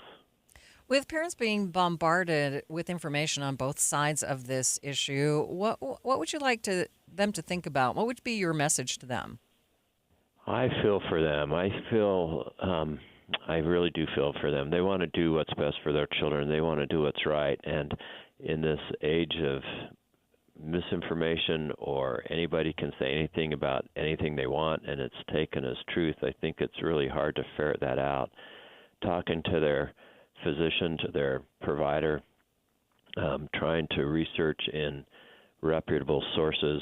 The evidence is clear, though. The evidence, there's just no question. We've saved millions of lives from vaccinations, and it's a safe and effective intervention. So, talk to somebody that they trust who has knowledge of that science, I think, is my best hope for them. With this constant distrust of vaccines, how difficult does it make it for you to do your job? Oh, it's hard, honestly. On a daily basis, I talk to people about that, and I feel their pain when they're trying to do what's right and trying to figure out who to trust. But it just takes time to work through it and time to try and let them know that I care about them and their child, probably not as much as them, but nearly as much, and just want to do what's best. It makes it difficult. It makes it really hard. Overall, without being too dramatic, what would be, you're saying people's lives would be lost as a result. That really isn't too dramatic. If you went back on vaccines completely, vaccines secondary to safe public water have saved more lives than anything in the history of mankind. It's just not.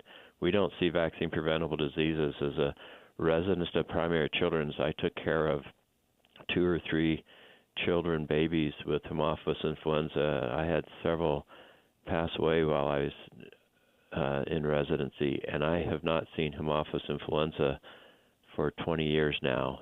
We've eliminated these diseases that have killed children and caused disability. It's just horrible to think, and we're going back to dark ages and underdeveloped countries, and it's just horrible. Dr. David Cope is a family medicine physician with Ogden Clinic. That bill is being discussed on Capitol Hill right now, so we'll keep tracking it and bring you updates on Jeff Kaplan's afternoon news. Midday continues in just 60 seconds. What most people don't realize is this. If you got government Obamacare health insurance again, especially here in Utah, you're not just overpaying a premium, you're carrying most of the risk yourself.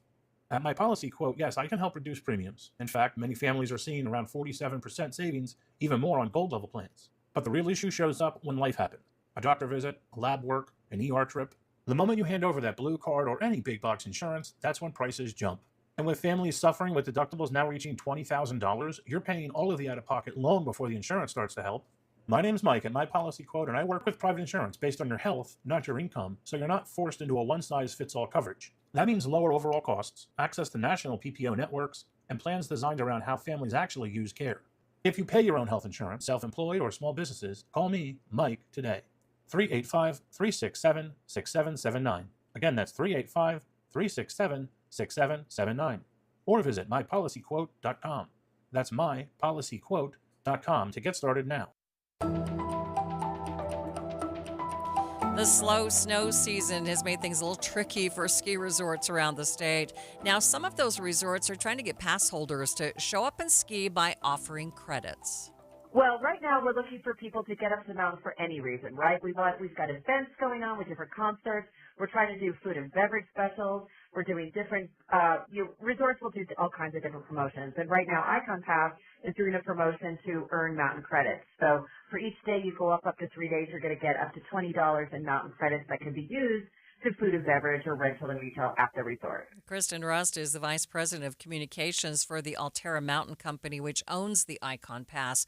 She tells KSL News Radio's Isabella Sosa that it's been a rough start to the season. You know, not having great snow early season really does make an impression like that. And what we try to say with Icon Pass is, you know, the value is really in how many days you use it, right? It really takes only about 4 days to get the value of the pass. However, we understand that sometimes the snow isn't there. So we want to make other things with a value, whether that's events or benefits on the mountain as the rentals and retail and food and beverage. But yeah, we really want to be able to get people up there so they can get their value. And honestly, the snow is getting better. We've just got a big storm this weekend, so our operations are really phenomenal up there, so we can do the most we can with the snow we've got. Now, she says she knows things haven't been great so far this season, but she's holding out hope for a strong finish. Keep watching that snow report. You know, we're watching the snow. It will snow in the mountains, but we hope you're all, we just want pass holders to really enjoy their time up in the mountains. The Icon Pass works at several resorts in Utah, including Deer Valley, Solitude, Brighton, Alta, Snowbird, and Snow Basin. An iconic home that was a must-see attraction at Death Valley National Park for decades has finally reopened after about 10 years' worth of flash flood repairs. Scotty's Castle was built in the 1920s as the result of the victim of a fraud scheme asking to see the fictional gold mine he was investing in. Now, the gold wasn't there, but Albert and Bessie Johnson fell in love with the dry desert air and built the home named Scotty's Castle after the con man, Walter Scott.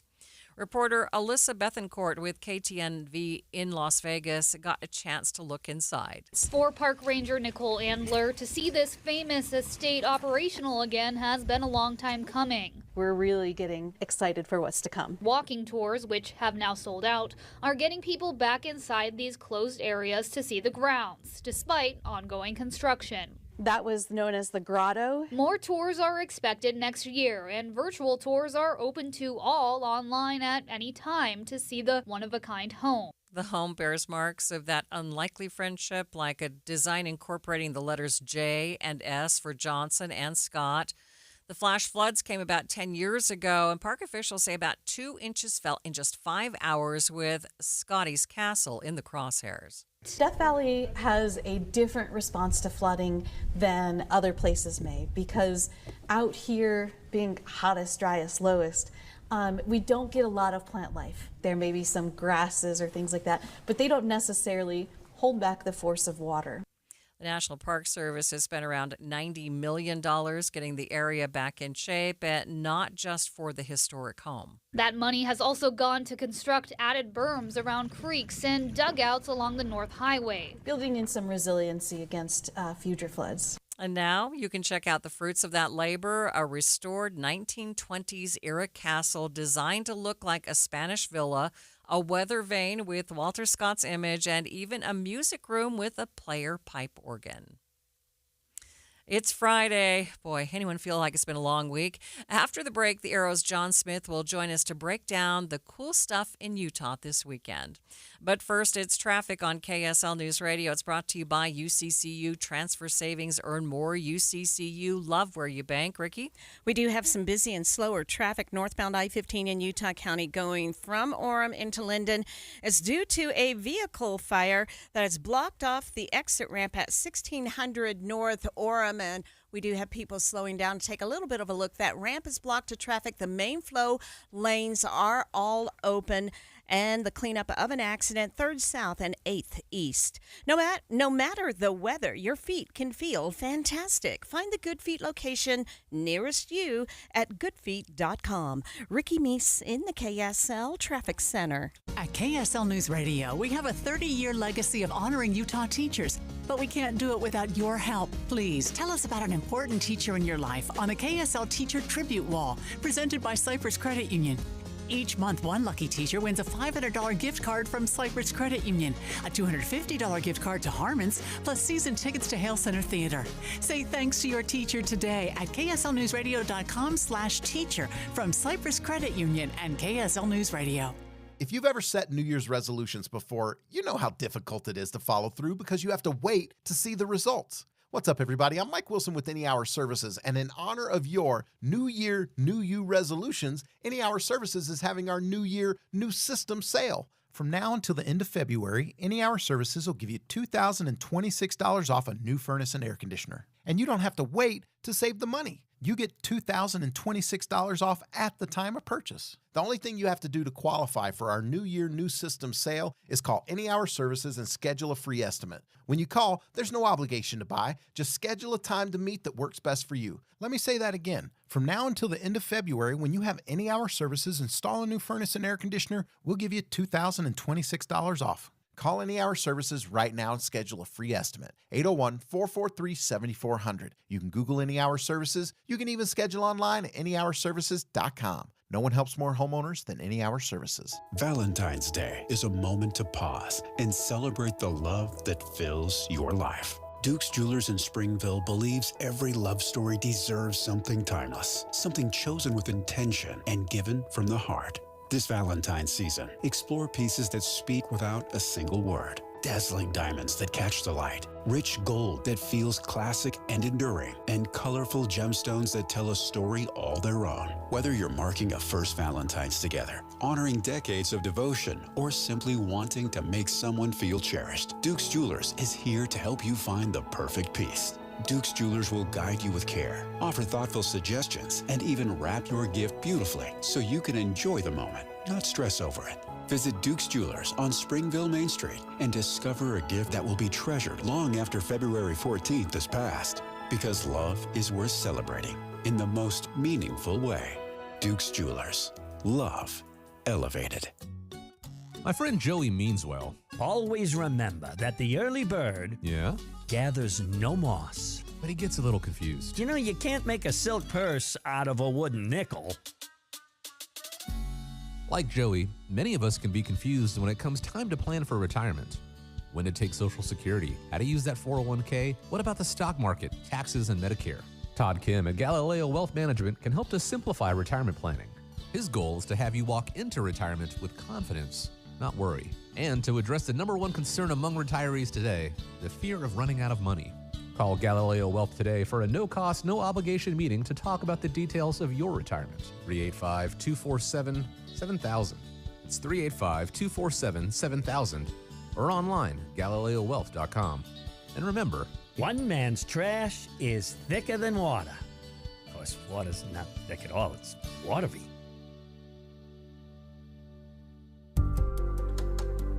This is Midday. I'm Maria Shilaos. It's Friday, time for some fun and time for cool stuff in Utah with the Arrow's John Smith. So, John, do you have a new video for us today?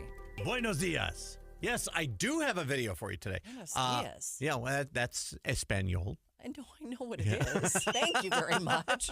I'm taking lessons online. Oh, I see. So, no, I went and visited the Cathedral of the Madeleine. Oh. Just up the street from us here at the Triad Center. I was shocked at how much I did not know about this building's history. Please share. And how big it actually is. It's deceptively large. It's huge. So the Cathedral of the Madeleine goes back to 1909.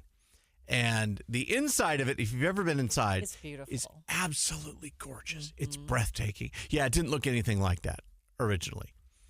It was actually kind of a shade of teal and white. It was almost like an old hospital in there. It wasn't until about 40 years later that they renovated the inside and added some Utah Native American type of patterns on the pillars. Okay. And then they added more of the stained glass. And then they really added the mural on the back. If you've ever been in there, the mural is absolutely breathtaking by Felix. I'm going to script this name. Felix Leifucher. But it is absolutely gorgeous. And it's very welcoming, even if you're not Catholic, even if you're not going in there to pray. You can go in there and just kind of take it all in and enjoy the history and the feeling of the building itself. It's open every day. They welcome people in to go in. Got to be reverent. Significance. It's still a church. Beautiful, beautiful church. One thing that I learned actually since we first visited the cathedral, it used to have an artifact. Now it's named after Mary Magdalene. There was an actual artifact of hers at the cathedral, which was stolen last year. Did you know this? Well, yes, because it made the news that somebody stole this relic. How did I not know this? I didn't. I don't remember seeing this in the news. Yeah, you talked about this on the news. We did. Oh, good. We did. So, yeah, it was only one of two Did they in the recover the world. relic? It has not been recovered. So, who knows? But, yeah, that's heartbreaking to hear about. It is heartbreaking. But the video we filmed is actually really fun. We get lost in some of the classrooms downstairs. We got locked in a room at one point by accident because we were kind of snooping around, and we ended up getting lost. And the video is a lot of fun. You can find it on YouTube and on the Arrow app, as well as the KSL and KSL News Radio apps. You didn't go into the belfry? Is there a belfry there? We did. Okay. Yes, and my good pal Sam over here Sam's was with us terrified of all of the bats. You know, I didn't know I had an issue with bats until there were like hundreds of thousands of them in my face. Literally, bats in the belfry. No, they were at the top, they were on the floor, they were on the walls, they were on the sides. I felt like they were going to come home with me.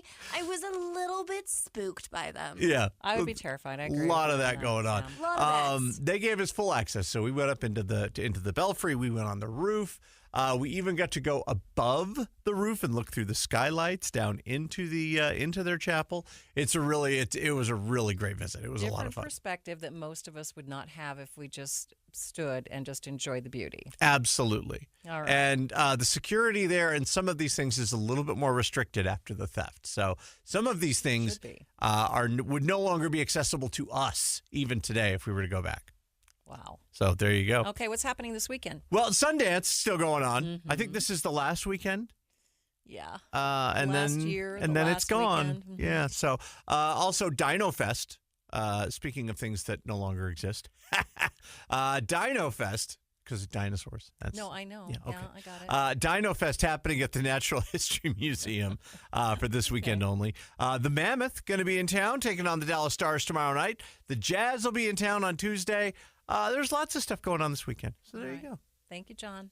Have you fun. can check out all of John's cool stuff and Utah videos on YouTube. Finally, on Midday, here's a new one for you. Blurting out a swear word during an effort might help your performance in the weight room. A new study suggests cursing may give you an extra boost at the gym. Researchers at Keele University found that repeating a swear word helped college students push a little harder on a strength test. According to the researchers, uttering a few expletives as you lift may help you stay focused and give it your all. People who used words that would normally be bleeped also found their task more positive and funny. Whether you're adding a bleep to your bench press or not, strength training is important. The National Institutes of Health recommends strength training at least twice a week, which involves working each major muscle group, including your arms, legs, chest, back, and torso. You can hit the gym, do some bodyweight moves at home, or take a yoga or Pilates class. Regular strength workouts can improve metabolism, lower risk of injury, and boost bone health. They can also improve sleep, blood pressure, cholesterol, and blood sugar. ABC News' Melissa Adon reporting. Jeff Kaplan has joined me in the studio. I don't know. Do you blurt out words like that when you're working out? No comment, but 2 farm words a week. Can you still get into heaven? Just wondering. Asking for a friend. Right. Okay, Jeff Kaplan is here to take over. Jeff Kaplan's Afternoon News is next. Have a great afternoon. Thanks for being with me. Join me for The Greenhouse tomorrow morning with Ton, 8 to 11.